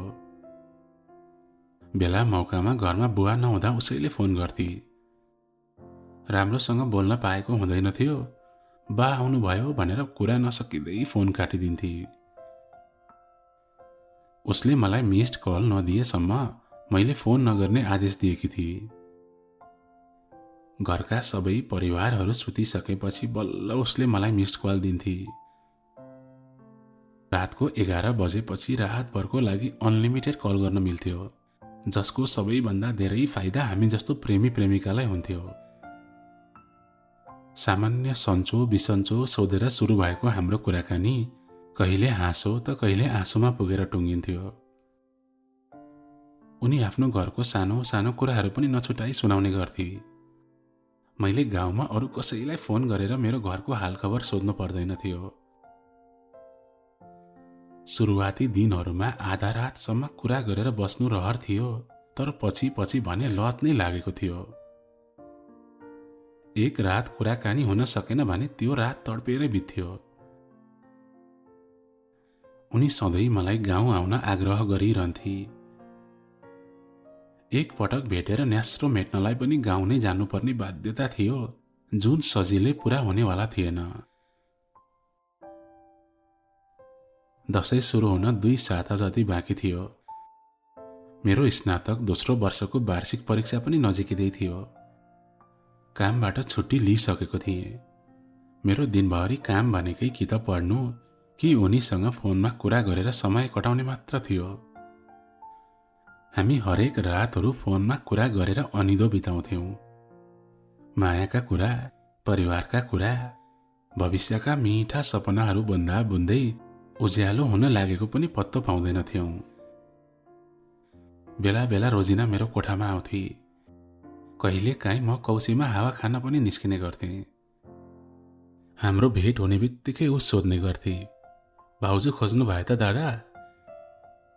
म पनि मुस्कुराउँदै भन्थे, आवेदन खुल्ला गरेको छु, हेरौँ अब कतिजनाले फर्म भर्दा रहेछन्। त्यसपछि दुवैजना मरी हाँस्थ्यौं। रोजिनालाई फेसबुकको लत यति धेरै बसिसकेको थियो कि उसलाई हरेक दिन प्रोफाइल चेन्ज गर्नु पर्थ्यो। उसको फोटोमा मन नै नभए पनि लाइक र कमेन्ट लेखिदिनु पर्थ्यो। फोटो हालेपछि 1-2 घण्टामा 100 लाइक पनि पुगेन भनेर नाक खुम्च्याउँदै आउँथे। उसले त 2वटा फेक आइडी पनि बनाएकी रहेछ। फेक आइडीमा आफूलाई मनमा लागेका राम्रा नराम्रा कुराहरू लेख्थे, तर आफ्नो रियल आइडीमा चाहिँ राम्रा कुराहरू मात्र राख्थे। उसलाई कसैसँग रिस उठ्यो भने रिस पोख्ने ठाउँ उसको त्यो फेक आइडी थियो। फेक आइडीबाट यतिजना केटाहरूको लभ रिक्वेस्ट आयो भनेर मलाई देखाउन आउँथे। रोजिनाको कुरा सुन्दा र व्यवहार देख्दा यस्तो लाग्थ्यो उसले यो फेसबुकको दुनियाँमा हलचल नै ल्याएकी छे। मलाई उसको कुराहरू देखि दिगदार लाग्न थाल्यो। त्यसपछि मैले ऊ आएको थाहा पाउने बित्तिकै पढाइको नाटक गर्न थालेँ। पछि त म अहिले बिजी छु, मलाई डिस्टर्ब नगर भनेर पनि सम्झाएँ। मेरो ध्यान कि त पढाइमा थियो कि आकांक्षामा। यी दुईको बिचमा अरू आएको मलाई मन पर्न छोडेको थियो। आकांक्षासँग बोल्न थालेपछि मैले समयमा खाना खान पनि बिर्सिसकेको थिएँ। प्रेममा भोक प्यास लाग्दैन भन्थे, साँच्चै हो रहेछ। आज आफैले भोगेपछि थाहा पाएँ। घरबाट अड्कलेर पठाएको खर्च मैले फोन रिचार्जमा हालेर सकेको थिएँ। पसलमा पनि 4-5 हजारको उधारो भइसकेको थियो। हरेक दशैंमा चाहिने मर मसला मैले आफैले किनेर लगिदिन्थेँ। यसपालि त त्यो किन्ने पैसा पनि बाँकी थिएन। झन् त्यसमाथि आकांक्षालाई यो ल्याइदिन्छु त्यो ल्याइदिन्छु भनेर मिठा मिठा सपना पनि देखाएको थिएँ। फोनमा मायाको कुरा गरुन्जेल आकांक्षा मेरो साथमै छे जस्तो लाग्थ्यो, तर फोन काटिएपछि यो बिरानो शहरमा एक्लो छु भन्ने महसुस हुँदो रहेछ। लङ डिस्टेन्स रिलेसनसिपको बेफाइदा नै यही। आफूलाई मन लागेको बेला भेटौँ न, एकछिन भए पनि नजिकै बसेर कुरा गरौँ न भन्न पनि नपाउने। आकांक्षा मबाट टाढा पक्कै थिई, तर उसको याद यो मनमा गहिरो गरी बसेको थियो। मनलाई सम्झाउन भए पनि म हरेक पल आकांक्षालाई भेट्ने दिनहरूको कल्पनामा बिताउन थालेँ। परीक्षा सकियो र घर जाने दिन पनि आयो। आकांक्षालाई पनि कहिले आउँछु भनेर भनेको थिइनँ, किनकि म उसलाई भेटेरै सरप्राइज दिन चाहन्थेँ। साँझ घर पुग्दा आमा बेलुकाको घरधन्दा गर्दै हुनुहुँदो रहेछ। साँझको बेला छोरो टुप्लुक्क घर आइपुग्दा आमाको मन खुसीले फुरुङ्ग भएको थियो। हो, यस्तै खुसी म आकांक्षाको आँखामा पनि देख्न चाहन्थेँ। भोलिपल्ट बिहानै आकांक्षा घाँस काट्न बनेलीतिर झरेपछि मैले पनि सानो खुर्पी हँसिया बोकेर उसको पछि पछि लागेँ। उसले घाँस काटिरहँदा म रुखको हाँगामा छेलिएर हेरिरहेँ। पसिनाले उसको अनुहार निथुक्क भिजेको थियो। त्यसमाथि बिहानको घामको किरणमा पसिनाका दानाहरू मोती झैं टल्किरहेका थिए। आकांक्षाको अनुहारमा धेरै बेर निहालेर हेरे। उसको अनुहार एकदम शान्त थियो, आत्मविश्वासले भरिएको थियो। उसका हातका चुराहरू मिठो संगीत निकाल्दै बजिरहेका थिए। उसको अगाडि कसरी जाने होला भनेर सोचिरहेको थिएँ। आइया, आकांक्षाको पीडाले भरिएको बोली सुने। मेरो ध्यान भङ्ग भयो। उसले देब्रे हातको दुईटा औंला हँसियाले काटी छ। हातबाट रगत बगिरहेको थियो। म हस्याङ फस्याङ गर्दै उसको अगाडि गएँ र काटेको ठाउँमा औंलाले थिचिदिएँ। घाउबाट रगत बग्न कम होस् भनेर उसको हातलाई टाउको भन्दा माथि उचालिदिएँ। मलाई एक्कासी आफ्नो अगाडि देख्दा उसले त विश्वास नै गर्न सकिन। उसलाई यति गहिरो शक लागेको थियो कि आफ्नो हातको औंलामा लागेको घाउको दुखाइ पनि भुलिसकेकी थिए। उसले आफ्ना दुवै हातले मेरो अनुहार सुमसुमाई अनि मेरो हात समाती। उसका आँखाबाट खुसीका आँसु झर्न थाले अनि मैले उसलाई आफ्नो न्यानो अङ्गालामा बेरेँ। उसलाई सरप्राइज दिँदा खुसी होली भनेको त मलाई नभनी किन आइस भनेर उल्टै रिसाउन पो थाली। मैले पनि जिस्किँदै भने, त्यसो भएमा फेरि काठमाडौँ जान्छु अनि तैँले आइज भनेपछि मात्र आउँछु नि त, हुन्छ? योसँग त जिस्किन पनि हुँदैन भन्दै मलाई आफूबाट अलिक पर धकेली। उसको घाउबाट रगत बग्न रोकिएकै रहेनछ। नजिकै झाडीबाट एक मुठी बनमाराको पात टिपेर ल्याएँ। त्यसलाई आफ्नो हत्केलाको बिचमा राखेर मिचेँ। बनमाराको रस काटेको ठाउँमा हाल्यो भने घाउ चाँडो निको हुन्थ्यो। अनि उसको सलको सानो फेरो च्याते र चोट लागेको औंलामा बाँधिदिएँ। उसको घाँसको भारी पुगेकै थिएन। भारी नपुगी घर जानै मानिन। यतिकै गए भने बाले मार्छन् भनेर त्यही काटेको हातले सकि नसकी घाँस काट्न थाली। अझै अर्को 2वटा औंला नि काट्न मन छ तँलाई? भारी पुर्याइदेन त। उसले हातको हँसिया म भएतिर फाली। मैले मच्ची मच्ची घाँस काटेको उसले हेरिरही। बेला बेला भो पर्दैन तैँले काट्न, घर जाउँ हिँड भन्थी, तर मलाई त आफ्नो माया जताउनु थियो। भारी नपुर्याई कसरी छोड्न सक्थे र? फर्कने बेलामा पनि घाँसको भारी मैले नै बोकेर घरसम्म ल्याइदिएँ। उनको घाँसको भारी मैले बोकेको देख्नेहरू मुसु मुसु हाँस्दै हामीलाई जिस्काउन थाले। काठमाडौँबाट घर आउन पाएको छैन, घाँसको भारी बोक्न हतार भइसकेछ यसलाई। त दशैंको लागि भनेर घर आएको हो कि घाँसको भारी बोक्न आएको हो, बुझ्नै सकिएन त। कोही अलि बढी नै जिस्काउँथे। यसले आफ्नो श्रीमतीलाई त भारी बोकेर भए पनि सुक्खले पाल्छ। यसलाई जिन्दगीभर यसै गरी भारी बोकाएछ है आकांक्षा तैँले? कसैले जिस्काइदिँदा पनि बेग्लै आनन्द हुँदो रहेछ। मलाई त मजै आइरहेको थियो, तर आकांक्षा भने लाजले भुतुक्कै भएकी थिए।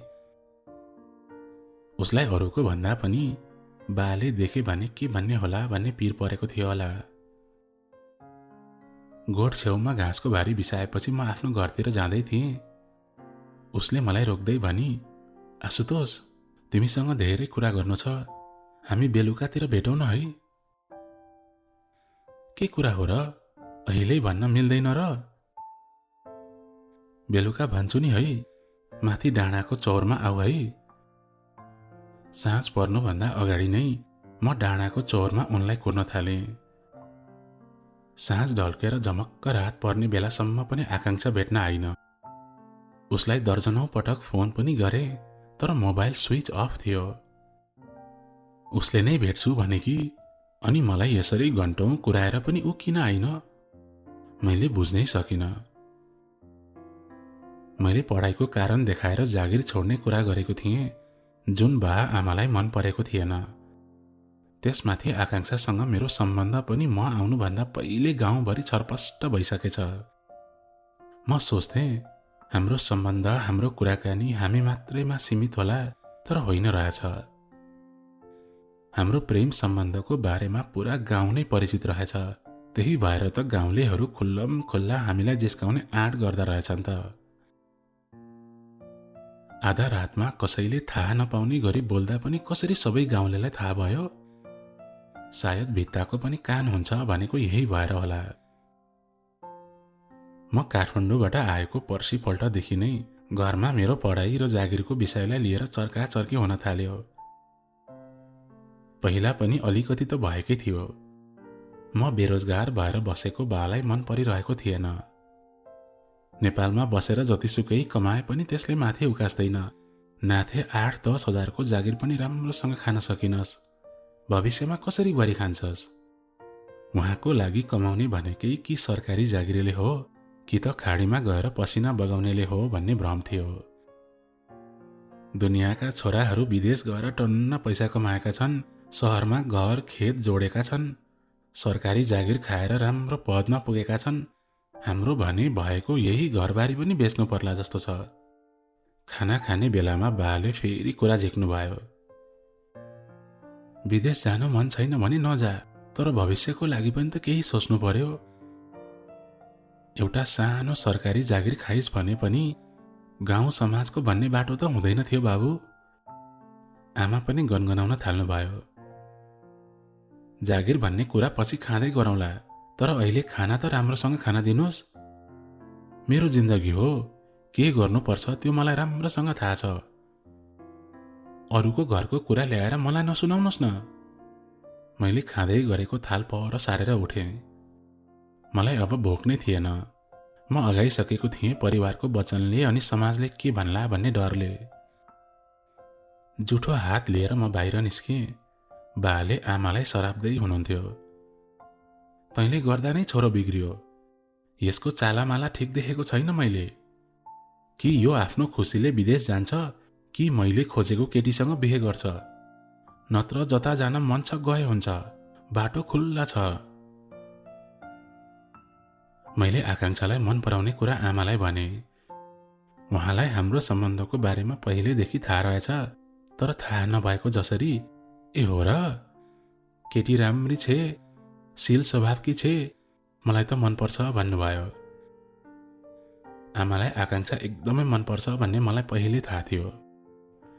उहाँ खुसी भएको बेला म बेला बेला जिस्काउँदै भन्थे, बुहारी कहिले भित्राउने हो त? आकांक्षाले भेट्नु छ भनेको दिनदेखि आजसम्म भेट्न पाएको थिइनँ। पुरापुर 5 दिन पो भइसकेछ। कहिले काहीँ बहाना बनाएर म उसको घरमा जान्थे, तर ऊ आफ्नै कोठामा बसिरहेकी हुन्थे। बिना काम केटी एक्लै बसेको कोठामा सरासर छिर्न पनि भएन। उसले पनि बा आमाको अगाडि बोल्न छोडेकी थिए। एकाएक आकांक्षाको मन र उसको परिवारले मलाई हेर्ने नजर नै बदलिएको थियो। उनीहरूले मलाई आफ्नो घरमा नआओस् भन्ने जस्तो व्यवहार पो गर्न थालेका थिए। उनीसँग मन खोलेर कुरा गर्ने, माया साट्ने मेरो मनको धोको मनमै रहला जस्तो छ। जति जति मेरो गाउँमा बस्ने दिन छोटिँदै थियो, मेरो मनमा पीडा पनि थपिँदै थियो। आखिर आकांक्षामा एकाएक यो परिवर्तन कसरी आयो? फुलपातीको अघिल्लो दिनदेखि गाउँमा पिङ हाल्ने काम थालियो। बाँस काट्ने, बोक्ने, खरको डोरी बाट्ने काम सबैले मिलेर गर्दा पनि 2 दिनमा बल्ल पिङ तयार भयो। लिङ्गे पिङ थापेपछि पो गाउँमा दसैँ लागेको जस्तो भएको थियो। गाउँभरिका भोराभोरी बोल्ने ठाउँ भएको थियो लिङ्गे पिङ, अनि हाम्रो लागि गफ छुट्ने र समय कटाउने थलो भएको थियो। उनको घर नजिकैसम्म ठाउँ खोजेर पिङ हालिएको थियो। त्यसमा मेरो पनि अलिकति स्वार्थ थियो, किनकि पिङको बहानामा भए पनि उसँग भेट होला कि भन्ने झिनो आशा थियो। बिना काम पनि म आकांक्षाको घरमा गइरहन्थेँ। कतै मौका मिलेर बोल्न पाइहालिन्छ कि। उसले भन्न खोजेको खास कुरा के थियो, म सुन्न आतुर थिएँ। कमसेकम उसको कुरा सुन्न मात्र पाए पनि मेरो मन हलुका हुने थियो। लिङ्गे पिङ थापेपछि त मेरो बास नै पिङमा हुन थालेको थियो। बिहानै 2 गाँस भात च्यापेर निस्किएपछि म साँझ खाना खाने बेलामा मात्र आउँथेँ। मेरो काम नै आकांक्षाको बाटो हेर्दै पिङमा ढोकेर बस्ने बाहेक अरू केही थिएन। साँझ आकांक्षा लिङ्गे पिङमा मलाई खोज्दै आई। उसको अनुहार न्याउरो थियो, आँखामा आँसु पोखिन खोज्दै थिए। उसलाई के भयो भनेर धेरै पटक सोधे, तर उसले एक शब्द पनि बोलिन। हामी त्यहाँबाट अलिक पर एकान्त ठाउँमा गयौं। मान्छेहरूको आवत जावत त्यति नहुने भएकोले त्यो ठाउँ अलिक सुरक्षित थियो। आकांक्षा मेरो छातीमा मुख लुकाएर रुन थाली। सुरुमा मलाई डर लागिरहेको थियो, कतै ठूलो घटना पो घट्यो कि भनेर, तर त्यस्तो खास केही भएको जस्तो लागेन। मलाई पनि उसको यति धेरै न्यास्रो लागेको थियो कि झन् उसलाई एक पटक पनि भेट्न नपाउँदा मलाई कस्तो भयो होला। धेरै दिनपछि हामी भेट्न पाएका थियौं, त्यसैले उसलाई धित मरुन्जेल रुन दिएँ। उसका ती ताता आँसुले मेरो छाती चाहिँ पोलिरहेको थियो। तिमी मसँग नजिक भएको घरमा बाले निको मान्नु भएको छैन। उहाँले हाम्रो सम्बन्धलाई राम्रो नजरले हेर्नु भएको छैन। मलाई लाग्दैन कि हाम्रो प्रेम सफल हुन्छ भन्ने। मलाई डर छ आँसु, म तिम्रो बन्न पाउँदिन कि भन्ने। तिमी यो के भन्दैछौ आकांक्षा? यो सबै कसरी भयो? खै कसरी भयो त्यो त मलाई पनि थाहा छैन, तर गाउँभरि हाम्रो बारेमा धेरै नराम्रो हल्ला चलिरहेछ। घरमा मेरो हरेक दिन जस्तो झगडा पर्छ। अहिले त हुँदा हुँदा आमा र सानो बहिनी पनि मसँग बोल्न छाडिसके। थाहा छैन मबाट के गल्ती भयो। तिमीलाई थाहा छ आँसु, मलाई घरबाट बाहिर निस्किने सम्म अनुमति छैन। म आफ्नै घरमा पनि ज्यानमारा कैदीको जस्तो सजाय भोगिरहेको छु। आकांक्षाको कुराले म स्तब्ध भएँ। मलाई लाग्थ्यो हाम्रो सम्बन्ध सुमधुर चलिरहेको छ। उनी र म यो संसारको सबैभन्दा खुसी जोडी नै हो जस्तो लाग्थ्यो। हाम्रो सम्बन्ध कसैले पनि टुटाउन सक्छ जस्तो लागेको थिएन, तर यहाँ त आफ्नै परिवार सम्बन्ध टुटाउन लागि परेको रहेछ। आकांक्षा सितिमिति हार मानेर रुने खालकी केटी त होइन, तर उसको यस्तो अवस्था देख्दा लाग्थ्यो उसले निकै ठूलो दुःख भोगिरहेकी छे र त्यसको मुख्य कारण हाम्रो सम्बन्ध थियो। हामीबाट कुनै गल्ती पो भयो कि? तिमीले हाम्रो सम्बन्धको बारेमा अरू कसलाई भनेकी थियौ? आकांक्षा केही बोलिन। उसको मौनता जति जति बढ्थ्यो मेरो व्यग्रता झन बढेर जान्थ्यो। मैले फेरि सोधेँ, अलिअलि हल्ला त यसै पनि चलिहाल्छ नि, यति सानो कुरामा यसरी रुनुपर्छ त? तिमीलाई केही पनि थाहा छैन यहाँ के भइरहेछ भन्ने, तर यति चाहिँ थाहा पाइराख, मेरो बिहे चाँडै हुँदैछ।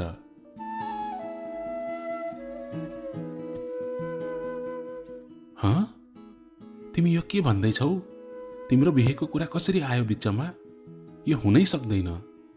तिमी मेरो बिना अरूको हुनै सक्दैनौ। घरमा कुरा चलिसक्यो, बाले केटा पनि हेरिसक्नु भयो।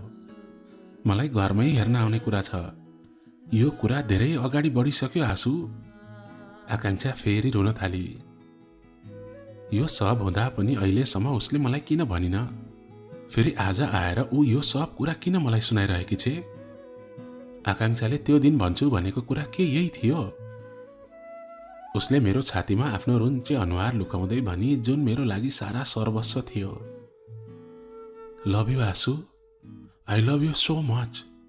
म तिमी बिना अरूको हुन चाहन्न। मलाई थाहा छैन तिमी यो सबै कसरी गर्छौ, तर मलाई तिम्रो हुनु छ। म केवल तिम्री हुँ, मात्र तिम्री। हामी हराएको 2 घण्टाभन्दा बढी भइसकेको थियो। उता गाउँमा त हाम्रो खोजी हुन थालिसकेछ, विशेष गरी उनको घरमा। म मात्रै हराएको भए त कसैलाई केही फरक पर्दैन थियो, तर मसँगै आकांक्षा पनि हराएकी थिए। हामी दुवैजना साँझ ढल्केपछि तलतिर लागेको सायद कसैले देखेको थियो कि हामी पिङमा पुग्दा त सबैजना हामीलाई नै कुरेर बसिरहेका रहेछन्। त्यहाँ मुखले कसैले पनि एक शब्द बोलिरहेको थिएनन्, तर सबैको आँखामा हजारौं प्रश्नहरू हामीतिर तिर्सेर बसेका थिए। जस्तो कि अहिलेसम्म हामी कहाँ थियौं, के गर्दै थियौं, यति राति एकान्तमा किन भेटेको, कुनै काम नै थियो भने दिउँसो उज्यालोमा किन नभेटेको, हामी बीचको सम्बन्ध के हो, आदि आदि।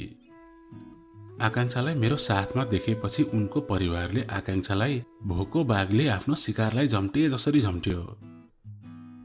आकांक्षालाई उनको आमाले कपालमा समातेर आफूतिर लछारिन्। उनको अनुहारमा थुकिन्, सुन्नै नसकिने गाली गरिन् र बेस्सरी गालामा 2 थप्पड लगाइन्। पीडाले आकांक्षा रुन थाली। आकांक्षाको बा छेउमै थिए। उनको आँखामा मैले आगोको तातो कोइला देखिरहेको थिएँ। गाउँका सारा मान्छेहरू चुपचाप रमिता हेरिरहेका थिए। कसैले एक शब्द पनि चुइक्क बोलेनन्। यसरी सारा समाजको अगाडि एउटी केटीलाई आफ्नै परिवारले बेइज्जत गरेको हेर्न मेरो मनले सकेन। त्यसमाथि आकांक्षा त मैले माया गर्ने मान्छे थिए, मेरो मुटुको ढुकढुकी थिए। म कसरी हेरेर मात्र बस्न सक्थेँ। आक्रोशलाई रोकेर राखेको थिएँ। सहन नसक्ने भएपछि ज्वालामुखी बनेर विस्फोट भए। यो के तमासा हो तिमीहरूको? जन्म दिने आमा भएर पनि आफ्नै छोरीलाई बेस्या भनेर गाली गर्न अलिकति पनि लाज लाग्दैन है? कस्तो आमा हो तपाईँ? आफ्नै छोरीको चरित्रमाथि औँला उठाउने? उसले के गल्ती गरेकी छे? उसले मसँग प्रेम गरेकी हो। जे गर्नु छ मसँग गर्नुस्। तँ बीचमा नबोल। यो हाम्रो परिवारको आन्तरिक मामिला हो। हाम्रो घरको विषयमा तँलाई बोल्ने आवश्यकता छैन। घरको मामिला हो भने घरभित्रै गर्न पर्यो नि। यसरी बाहिर रमिता गरेर हुन्छ? गाउँ समाजले के भन्छ? अलिकति इज्जतको त ख्याल गर्नु। यो सबै तैँले गर्दा भएको हो। तेरो परिवारकै मुख हेर्न मन छैन मलाई। तँ जन्मिनु नै मेरो सबैभन्दा ठुलो दुर्भाग्य भयो। जसले अरूको घरको इज्जतमा हात हालेको छ, उसले नै इज्जतको कुरा गर्दो रहेछ। मैले गर्न नहुने त्यस्तो के गरेँ? मेरो गल्ती नै छ भने सजाय मलाई दिनुहोस् भनेर भनिरहेको छु त। तर आकांक्षालाई केही नगर्नुहोस्। तँ ठुलो कुरा नगर। अहिले यहाँ जे पनि हुन सक्छ। यति भनि नसक्दै आकांक्षाको बाले मेरो छातीमा दरो एक मुक्का हाने। मेरो सासै रोकियो एकछिन त। म पीडाले मुर्छा परेर रन्थनिँदै त्यही भुइँमै ढलेँ। मेरो ढलेको शरीरलाई आमाले रुँदै उठाउनु भयो। आखिर आकांक्षाको बाले यो सबै किन भनिरहेका छन्? उनको छोरीलाई मैले मन पराउनु नै मेरो गल्ती थियो त? कसैलाई पवित्र मनले माया गर्नुको सजाय यही हो त? यदि उनलाई म अनि मेरो परिवारसँग यति विघ्न घृणा थियो भने आकांक्षाले किन पहिल्यै मलाई यो सबै भनिनन्? मैले बालाई भिडहरूमा खोज्न थालेँ, तर बा त्यहाँ हुनुहुन्न थियो। नत्र त मेरो यस्तो हालतमा उहाँ पक्कै केही बोल्नुहुन्थ्यो। आकांक्षालाई उनको परिवारले लछार्दै पछार्दै घरतिर लगे। उसको सानी बहिनी रुँदै उसको पछि लागिन्। केही गाउँलेहरू आकांक्षाको घरतिर लागे, कोही आफ्नो घरतिर लागे र बाँकी मलाई हेरेर रमाइरखे। भिडहरू पातलिँदै गएपछि मैले बाको धमिलो आकृति भिडको पछाडि देखेँ। उहाँको शिर झुकेको थियो। यो सबै देखेर पनि उहाँ केही बोल्नु भएको थिएन। मैले उहाँलाई आफ्नो दबेको स्वरमा धेरै पटक बोलाएँ। उहाँ एक शब्द पनि बोल्नु भएन र एकछिनपछि केही नबोली घरतिर जानुभयो। बा गएपछि आमाले मलाई आफ्नो हातको सहाराले उठाउनु भयो। उहाँले मलाई भर्खर हिँड्न सिक्दै गरेको सानो बालकलाई झैँ डोर्याउँदै घरतिर लैजाने कोसिस गर्नुभयो। पीडाले शरीर कामे पनि मेरो रिस भने मरेकै थिएन। आकांक्षा रुँदै गएको यो मनले सहनै सकेको थिएन।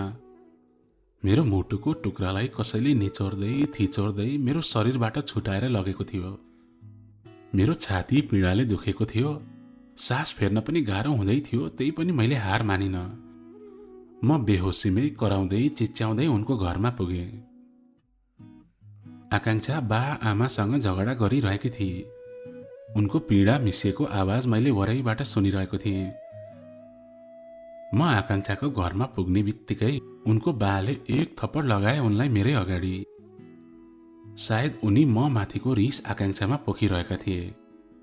आकांक्षालाई उनको कोठासम्म घिसार्दै लगे र बाहिरबाट ताल्चा ठोकिदिए। कोठाभित्रबाट आएको आकांक्षाको चित्कार बाहिरसम्म सुनिएको थियो। रिसको झोकमा मैले आँखा देख्ने कुरै थिएन। उनको कोठाको ढोकामा एक लात हानिदिएँ। म यसरी जीवनमा पहिलो पटक रिसाएको थिएँ र देख्नेहरू सबै जिल्ल परेका थिए। त्यहाँ रमिता हेरिरहेका सबैको होस उडेको थियो। अब के हुने हो कसैलाई केही थाहा थिएन। उनकी आमा लौ न नि यसले त घरै फुटाउन लाग्यो भन्दै रुन थालिन्। त्यति नै बेला घरभित्रबाट आकांक्षाको बा खोकुरी बोकेर तँलाई आज यही आँगनमा काट्छु भन्दै निस्किए। ल आइज काट, सक्छस् काट्न। मैले तेरो छोरीलाई प्रेम गरेको हो, कुनै अपराध गरेको छैन। हिम्मत छ भने काट। मैले आफ्नो गर्दन थापेर आँगनमा लम्पसार परेर सुतिदिएँ। रिसको झोकमा आकांक्षाको बालाई तँ भनेको थिएँ र काटिनलाई गर्दन पनि थापिदिएको थिएँ। त्यसैले आकांक्षाको बा केही हच्चिए र हातको खुकुरी भुइँमा फालिदिए। तैँले यो संसारमा अरू कोही केटी पाइनस् र मेरो छोरीमाथि आँखा लगाइस्। मैले यो जुनीमा सुखले बाँच्नै नपाउने भएँ। हे भगवान, कुन दिनमा यसलाई जन्म दिएछु नि। आकांक्षाको बा टाउकोमा हात राखेर बरबराउन थाले। यो कुरा सबैले कान थापेर सुनाऊ। म आकांक्षालाई माया गर्छु र म उसँगै बिहे गर्छु। आकांक्षालाई म आफ्नो बनाएरै छोड्छु। कसैले आकांक्षाको बारेमा आजदेखि एक शब्द पनि बोल्यो भने म त्यसलाई पनि मार्छु, म पनि मर्छु। बस बन्द गर यो नाटक। अब त अति भयो। त गइहाल त मेरो घरबाट। मलाई तेरो अनुहार एक सेकेन्ड पनि हेर्न मन छैन। त पनि मेरो कुरा ध्यान दिएर सुन। यो घरबाट कि मेरी छोरीको डोली उठ्छ कि त मलामी, बुझिस्। आकांक्षाको बा आफ्नो घरभित्र छिरेर मूल ढोका थुनिदिए। अब म त्यहाँ त्यसै बसिरहनु कुनै औचित्य थिएन। सबैजना लाखा पाखा लागेपछि म पनि आफ्नो घरतिर लागेँ। आफ्नो शरीरको चोटले त के पीडा दिएको थियो र, जति पीडा आकांक्षाको हालत सम्झिँदा हुन्थ्यो।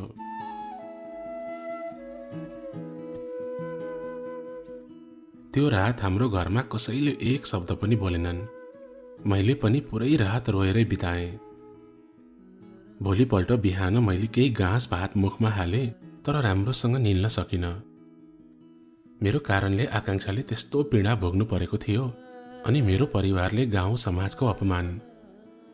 आँखाबाट आँसु बरर झर्न थाले। थालबाट भर्खरै उठाएको भातको गाँस पनि आँसुले भिज्यो। त्यही आँसुले भिजेको नुनिलो भात खाएँ। भातसँगै दुःख, पीडा र अपमान खाएँ। उनलाई आफ्नो बनाउन नसकेको हार खाएँ। भोलिपटक दशैंको अष्टमीको दिन थियो र गाउँमा अवस्था सामान्य भइसकेको थियो, केवल आकांक्षा र हाम्रो घरमा बाहेक। चाडबाडको बेला कसैलाई हाम्रो चासो लिएर गफ लडाउँदै हिँड्ने फुर्सद थिएन। हाम्रो घरमा पनि एउटा सानो बोकाको पाठो काट्ने सुरसार भयो। घरको मान्छेको व्यवहार देख्दा यस्तो लाग्दै थियो कि हिजो बेलुका केही भएकै छैन। यो दशैंमा कति धेरै रमाइलो गरौँला, मासुको थरी थरी परिकार बनाएर खाउँला भन्ने मेरो अघिल्लो दशैंदेखिको सपना थियो। सबै चकनाचुर भयो। मेरो मन एक रत्ती पनि खुसी थिएन। शरीरमा काम गर्ने जाँगर पनि थिएन। घर छोडेर टाढा कतै एकान्तमा जाउँ जस्तो पनि लागेको थियो। चाडपर्वको बेला मेरो कारणले परिवार पहिलेदेखि दुखी थियो। फेरि दुःख थपेर झन् दुखी बनाउन मनले मानेन। मन नहुँदा नहुँदै पनि बाले जे भन्छन् सब खुरु खुरु गरिरहे। आमाले बालाई हिजै आकांक्षा र मेरो सम्बन्धको बारेमा भन्नुभएको थियो। बरु आकांक्षाको घरमा गएर उनको बासँग सल्लाह गर्ने कि भन्ने प्रस्ताव पनि राख्नुभयो, तर बाले मान्नु भएन। दशैंको माहौल छ, सबैजना आफ्नो घरमा रमाइरहेका छन्। यस्तो बेला गाउँमा मान्छे जम्मा पारेर झगडा गर्नु राम्रो हुँदैन। फेरि आकांक्षाको परिवारको रिस पनि कम भएको छैन। हामीले जति राम्रो कुरा गरे पनि दोष हाम्रै हुन्छ। यो दशैं सकिन दे, म आफै गएर कुरा गर्छु। बाको कुरा ठिकै थियो। अहिलेको समयमा जतिसक्दो शान्त बस्नु नै बेस हुन्थ्यो। कमसेकम दशैंको टिकाको दिनसम्म कुर्ने विचार भयो। त्यसपछि ठण्डा दिमागले सोचेर निर्णय गर्ने सल्लाह भयो। नवमीको दिनभर म गाउँभन्दा अलि पर एकान्त ठाउँमा गएर बसेँ। विगतदेखिका घटनाक्रमहरू एक एक गरेर केलाउन थालेँ। भविष्यका कुराहरूलाई प्लानिङ गर्न थालेँ। काठमाडौँमा आफूले चिने जानेका साथीहरूलाई फोन गरेँ। दिमाग ठन्डा भएपछि साँझ म गाउँ फर्केँ। भोलि टिकाको दिन थियो। बिहान 11 बजे टिकाको साइत रहेछ। टिका लगाएर खाना खाने कुरा गर्दै हुनुहुन्थ्यो आमा, तर मेरो मनमा भने अर्कै कुरा खेलिरहेको थियो। हरेक दशैंमा टिका लगाएपछि आकांक्षा हाम्रो घरमा आउँथे। बा आमाको हातबाट टिका थाप्थे अनि आफूले ल्याएको कोसेली दिन्थे। कहिलेकाहीँ म उसलाई टिका लगाइदिन्छु नि भनेर जिस्काउँथे। तैँले लगाइदिने बेला भा छैन, भोलि पर्सि मेरो छोराछोरीलाई मामाको हातको टिका लगाउन जाने भन्दै ल्याउँछु अनि लगाइदेलास् भनेर ऊ मलाई उल्ल्याउँथे। उसलाई थाहा थियो यदि उसले अरू कसैसँग बिहे गरेर जान्छु भने म दुखी हुन्छु भन्ने। ऊ मलाई दुःख दिएर आफू खुसी हुन चाहन्थे। म हरेक दशैंमा मामा घर जान्थे, तर यसपालि भने जान मन लागेन। बिहानै आमालाई आकांक्षाको घरतिर पठाएको थिएँ। उहाँलाई पनि आकांक्षाको धेरै नै पिर परेको थियो। आमाको साथमा आकांक्षाको लागि एउटा चिठी पनि पठाएको थिएँ। आमा घरमा पुग्दा उनी आफ्नै कोठामा रहेछिन्। उनलाई त टिका लगाएर भोलिपल्टै मामा घर पठाउने तयारी रहेछ र उतैबाट बिहे गरिदिने कुरो पनि चलिसकेछ। केटो पनि मामा घरतिरकै रहेछ। हतारमै बिहेको कुरा टुङ्ग्याएर केही दिनमै बिहे गरेर पठाइदिने कुरा पनि छिनिसकेछन्। आमाको कुरा सुनेपछि मलाई यस्तो लाग्न थालिसकेको थियो कि आजैको रात मैले केही गरिनँ भने सायद जिन्दगीभर आकांक्षाको मुखसम्म हेर्न पाउने छैन। उनलाई पाउने त कुरै छोडौँ, आकांक्षा बिनाको जीवन म कसरी जिउँछु होला त्यो मलाई नै थाहा छैन। खाना खाएर सुत्ने बेला मैले बाध्य भएर बालाई भने, हजुरले भनेको सबै कुरा मान्छु, विदेश जा भन्नुहुन्छ भने पनि जान्छु, तर बिन्ती बा, एकचोटि आकांक्षाको बासँग कुरा गरेर यो बिहे रोकिदिनुहोस्। म बाको खुट्टा समातेर रुन थालेँ। तैँले भनेको जस्तो सजिलो छैन छोरा। आकांक्षाको बासँग हाम्रो सम्बन्ध पहिल्यैदेखि राम्रो छैन। अस्ति जे भयो त्यो एउटा बहाना मात्र हो। बाको कुरा सुनेर मलाई आश्चर्य लाग्यो। हाम्रो परिवारको पुरानो दुश्मनी के थियो होला उनीसँग, जसको सजाय आज आकांक्षा र मैले भोग्नु परिरहेको छ? मलाई जान्न मन लाग्यो।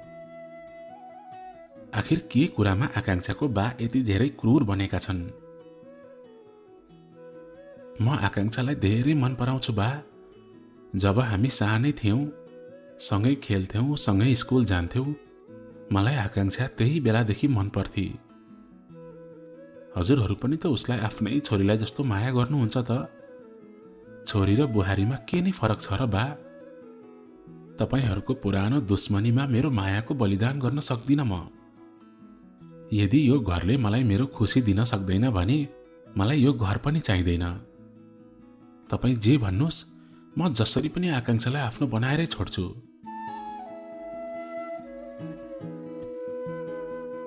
मेरो ढिपीले आमाको नौनी जस्तो मन पग्लन समय लागेन। सायद उहाँलाई डर थियो कतै म घर छोडेर गइहाल्छु कि भन्ने, वा आवेशमा आएर कुनै गलत कदम पो उठाउँछु कि भन्ने। आमाको मन न हो, आफ्नो सन्तानको खुसीको लागि जे पनि गर्न तयार हुन्छन्। आमा पनि रुँदै बालाई भन्नुभयो, यसले भनेको ठिक हो, तपाईहरूको आपसी दुश्मनीमा बिचारा यिनीहरूको भविष्य बर्बाद पार्नु हुँदैन।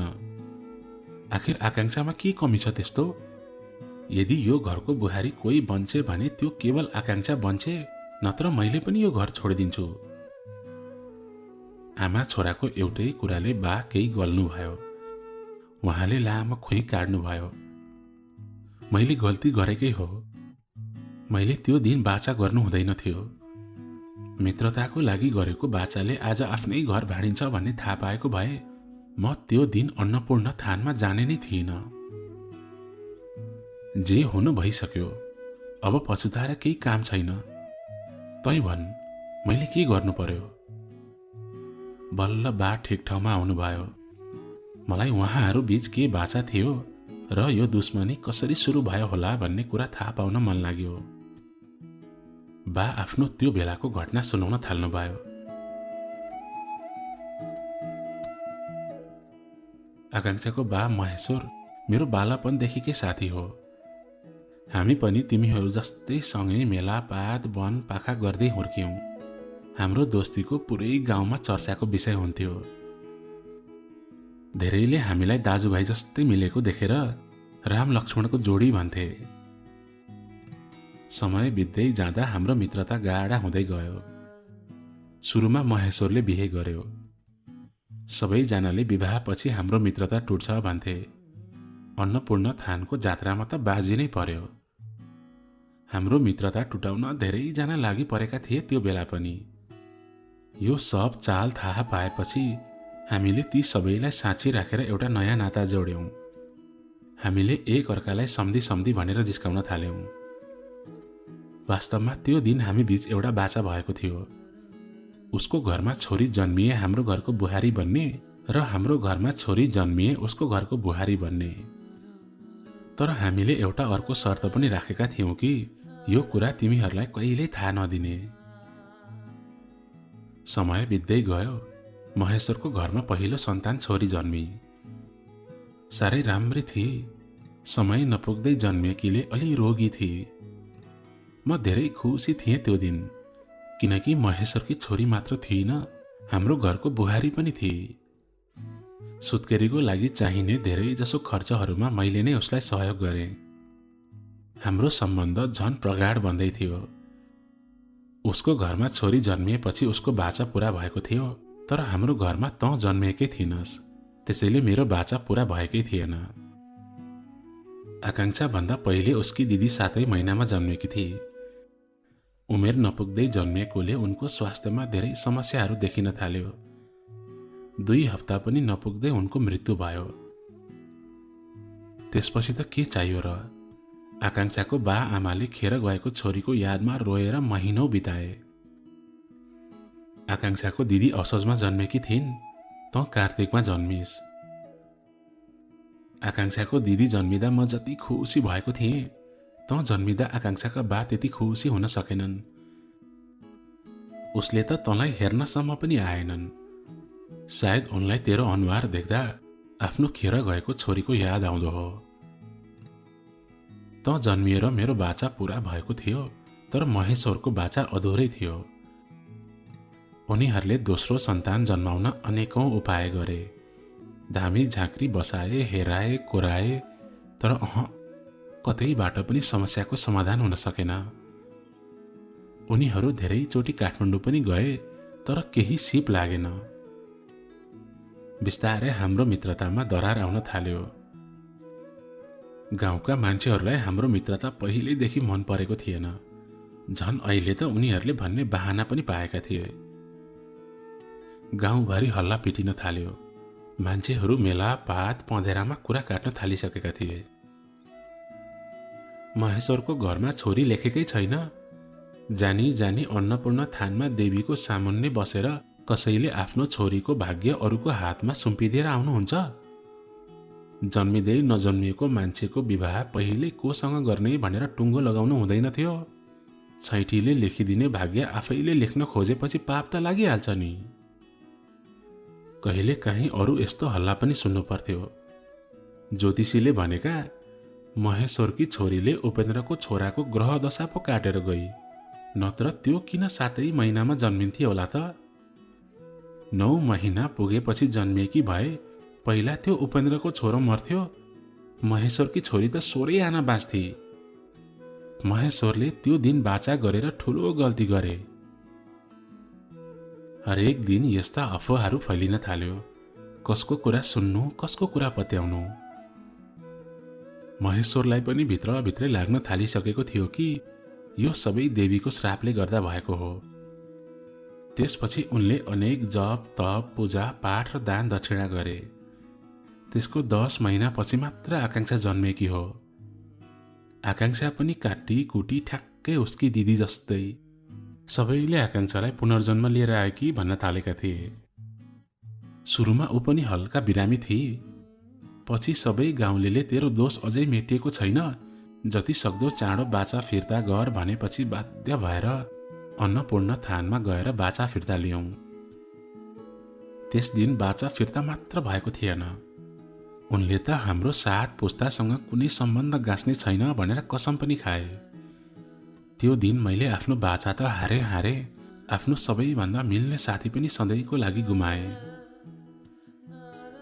आकांक्षा वर्ष दिन पुगेपछि एक दिन म हिम्मत गरेरै महेश्वरको घर गएँ। घरमा पुग्दा आकांक्षा रुँदै रहेछे। कसैले पनि फकाउन नसकेर हरेस मानिसकेका थिए, तर मैले एकैछिन काखमा लिने बित्तिकै उसको रुवाई बन्द भयो। ऊ मेरो काखमा एकैछिनमा निदाई। त्यो दिन म निकै खुसी थिएँ, किनकि मैले मेरो काखमा मेरी छोरीलाई पाएको थिएँ, मेरो हुनेवाला बुहारीलाई पाएको थिएँ। आकांक्षाको बालाई म त्यसरी उनको घर आऊ जाऊ गरेको, उनको छोरीसँग खेलेको मन परेको रहेनछ। मैले केही कुरा सुरु गर्न नपाउँदै उनी फतफताउन थाले। हेर उपेन्द्र, तिमी त्यही पुरानो बाचालाई सल्टाउन आएका होलाउ, तर म तिमीलाई मेरो छोरी दिन सक्दिन। मैले एउटा छोरी तिमीलाई दिएर आफ्नो बाचा पूरा गरिसकेँ। म बाचाबाट मुक्त भएँ। अब फेरि म आकांक्षालाई तिम्रो घरमा दिएर उसलाई पनि गुमाउन चाहन्न। महेश्वरको कुराले मलाई भित्र मनसम्म गोच्यो। गाउँलेहरूले त भनेकै थिए त्यसलाई मुटुमाथि ढुङ्गा राखेरै सहे, तर आफ्नै साथीले पनि त्यही आरोप लगाउँदा भने सहन धेरै गाह्रो भयो। तिमी पनि मलाई नै दोष दिन्छौ होइन? जे भयो त्यो साह्रै नराम्रो भयो। म पनि दुखी छु जति तिमी दुखी छौ। आखिर त्यो पनि त मेरै छोरी त थिए नि। भन्न सजिलो छ, तर त्यसलाई भोग्न त्यत्तिकै गाह्रो छ। पीडा के हो त्यो त पाउनेलाई मात्र थाहा हुन्छ। अचानकको पीर चोट दिने खुकुरीलाई थाहा हुँदैन उपेन्द्र।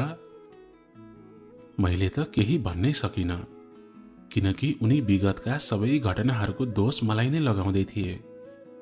मैले उनलाई सम्झाउन लाख कोसिस गरे, तर केही सिप लागेन। सामान्य छलफलबाट सुरु भएको हाम्रो कुराकानी अन्तिममा झगडामा गएर टुङ्गियो।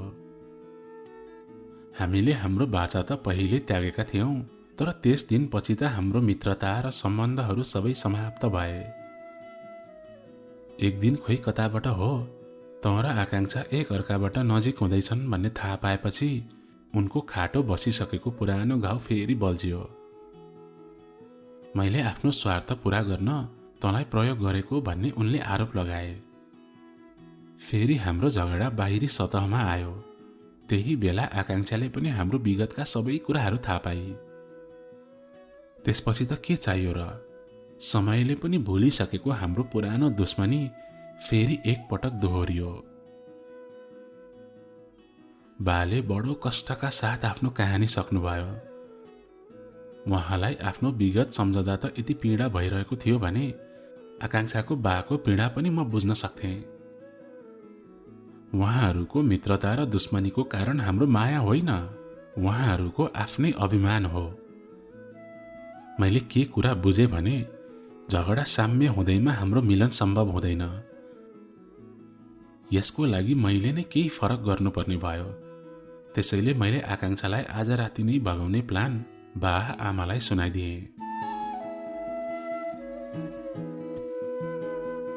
त जेसुकै गर, त्यसमा हाम्रो कुनै हस्तक्षेप छैन। तिमीहरू सधैँ खुसी हुनु पर्यो।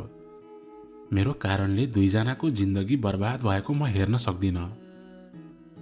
अरू त सबै ठिकै छ, तर आकांक्षालाई घरबाट बाहिर निकाल्छस् चाहिँ कसरी? त्यसको पनि मैले व्यवस्था गरिसकेको छु। म जसरी पनि आकांक्षालाई भगाएर ल्याउँछु। 12 बज्न त दिनुस्। मैले आकांक्षालाई चिठीको खाममा हालेर एउटा सानो मोबाइल पठाएको थिएँ। हामी घरबाट भाग्ने वातावरण नबनेसम्म यही फोनको भरमा कुराकानी गर्ने व्यवस्था गरेको थिएँ। त्यसैले हरेक रातको 12 बजेपछि मात्र मोबाइल अन गर्न र मेसेजमा मात्र कुरा गर्न सम्झाएको थिएँ। 12 बज्न आधा घण्टा जति मात्र बाँकी थियो। म आफ्नो सामान मिलाउनतिर लागेँ, किनकि भोलि बिहान आकांक्षालाई आफ्नो कोठामा नदेखेपछि उनको बा सिधै हाम्रो घरमा आउँथे। त्यसैले हामीले आजै यो घर र गाउँ छोड्नुपर्ने थियो। 12 बजेपछि म घरबाट टर्च लाइट पनि नबोकी निस्किएँ। आमा पनि पछि पछि अलि परसम्म आउनुभयो। पुरै गाउँ सुनसान थियो। आकाश पुरै बादलले ढाकेको थियो। रात कालो चुक घोप्टाएको जस्तो अन्धकार थियो। मैले आकांक्षाको मोबाइलमा आफू आएको मेसेज पठाएँ र उसलाई तयार भएर आउन पनि लगाएँ। एकैछिनमा आकांक्षाको रिप्लाई पनि आयो। उनको कोठामा मधुरो बत्ती बल्यो र कालो छाया यताउता चल्मलायो। मेसेज गरेको 10 मिनेटपछि आकांक्षा मेरो सामुन्ने थिए। उसलाई देख्ने बित्तिकै मैले आफ्नो अँगालोमा बेरिहालेँ। मलाई डर थियो फेरि आकांक्षालाई मबाट छुट्याएर कसैले टाढा लगिदेला कि भन्ने। आकांक्षालाई अँगालोमा डोर्याउँदै घर लगे। ऊ हजारौं लाखौं पटक मेरो घरमा आएकी थिए, तर मैले आज जस्तो विशेष र फरक अनुभूति पहिले कहिले महसुस गरेको थिइनँ। उनलाई देख्ने बित्तिकै आमाले पछ्यौराको सप्कोले मुख छोप्नुभयो। आमाको खुसीको आँसु बग्न थाल्यो। उहाँले आकांक्षाको निधारमा चुम्बन गर्नुभयो। आकांक्षा पनि आमाको न्यानो काखमा लुटुपुटु भई। रातको 1 बजिसकेको थियो। पुरा गाउँ मसान घाट जस्तो सुनसान थियो। कतै कुनै हलचल थिएन सिवाय हाम्रो घरमा र त्योभन्दा धेरै हाम्रो मस्तिष्कमा। आमा भान्सा कोठातिर जानुभयो र ससानो पोकाहरू ल्याएर मेरो झोलामा हालिदिनु भयो। पूजा गर्ने थालीमा हिजो बिहानकै अक्षता रहेछ, त्यसलाई दहीमा मुछेर हामीलाई लगाइदिनु भयो। अनि हाम्रो हातमा पनि एक कचौरा दही थमाइदिनु भयो। आकांक्षा र मैले कपाकप दही खायौं। दही खाएपछि ममा खुलेर बोल्ने तागत आयो। मैले आमातिर फर्किँदै भने, आमा, हाम्रो पिर नगर्नु है। काठमाडौँमा हामी सुरक्षित हुन्छौँ। उताको सबै व्यवस्था म मिलाउँछु। यताको अवस्था सामान्य भएपछि मात्र हामी गाउँ फर्किन्छौँ। तबसम्म यताको व्यवहार हजुरले मिलाउनुहोला। आकांक्षाले मेरो हात दरोसँग समातेकी थिए। उसलाई पनि डर त लागेको थियो। मायामा पर्न सजिलो हुन्छ, तर सँगै जीवन बिताउँछु भनेर भाग्न गाह्रो हुन्छ। ऊ मसँग भागेर गएपछि आफ्नो घरको हालत कस्तो हुन्छ होला, आकांक्षा त्यही सोचेरै आत्तिएकी थिए। निस्कने बेला आमाले आफ्नो गहनाको सानो पोको आकांक्षाको हातमा राख्दै भन्नुभयो, छोरोको बिहेमा बुहारीलाई दिउँला भनेर सोचेको थिएँ। धुमधामसँग बिहे गर्न त पाइएन नानी। तिमी नै यस घरकी बुहारी हुन जन्मेकी रहेछौ। अबदेखि यो नासो तिम्रो भयो। बाले मलाई आफूतिर बोलाउँदै कोटको खल्तीबाट हजारको एक बिटो पैसा निकालेर मेरो हातमा थमाउनु भयो। उहाँ हामीले घर छोड्ने अन्तिम समयसम्म पनि केही भन्न खोज्दै हुनुहुन्थ्यो, तर केही भन्न सक्नु भएन। उहाँले कामेको स्वरमा यति मात्र भन्नुभयो, राम्रो साइत हेर्नु अनि रीति पुर्याउनको लागि भने पनि मन्दिरमा 7 फन्को चाहिँ लगाउनु। बा, आमा र घरलाई एक फेर राम्रोसँग निहाले। जुन घरले मलाई पाल्यो, पढायो र ठुलो बनायो, आज प्रेमको खातिर त्यही घर परिवारलाई छोडेर जाँदैछु। अन्तिम पटक हामीले बा आमाको गोडा छोएर आशीर्वाद लियौं। आमा हामीलाई पुर्याउन तल पँधेरासम्म आउनुभयो।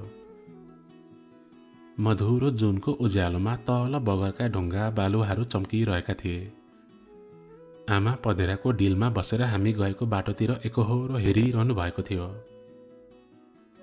कसले सोचेको थियो होला र, हामी एउटै गाउँमा जन्मेर सँगै खेल्दै हुर्किँदै गरेको, बालापनको भाँडाकुटी खेल्दाको बेहुला बेहुली बनेर रमाएको, तर आज साँच्चीकै बिना जन्तीको बेहुला बेहुली भएर गाउँ छोड्दै थियौं।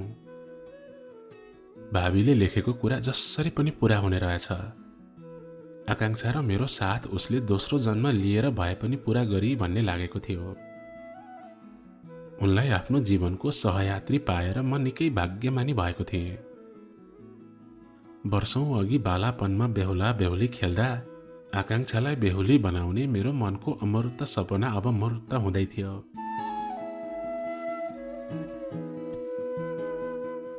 खोलाको मिठो संगीत सुन्दै बगर बगर हिँडिरहँदा हामी दुवै मौन थियौं।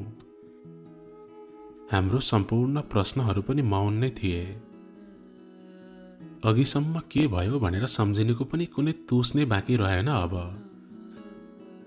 हामीले त भविष्यको लामो अन्यहीन बाटो तय गर्नुपर्ने थियो। बितिसकेको समयलाई सम्झेर निराश हुनु थिएन हामीलाई। गाउँ सकिने लाग्दा हामीले पछाडि फर्किएर अन्तिम पटक गाउँलाई हेऱ्यौँ। टाढा कतै अन्धकारमा एउटा सानो थुम्को मात्र देखियो। आँखा अगाउन्जेल गाउँलाई हेरेपछि हाम्रो पाइला पूर्वतिर लम्किन थाले। पर पूर्व क्षितिजमा बिस्तारै अन्धकार फाटेर घामको पहिलो आभा देखिँदै थियो। हाम्रा पाइलाहरू पनि त्यतैतिर लम्किँदै थिए। हामी दुई हिँडिरह्यौँ, निरन्तर हिँडिरह्यौँ।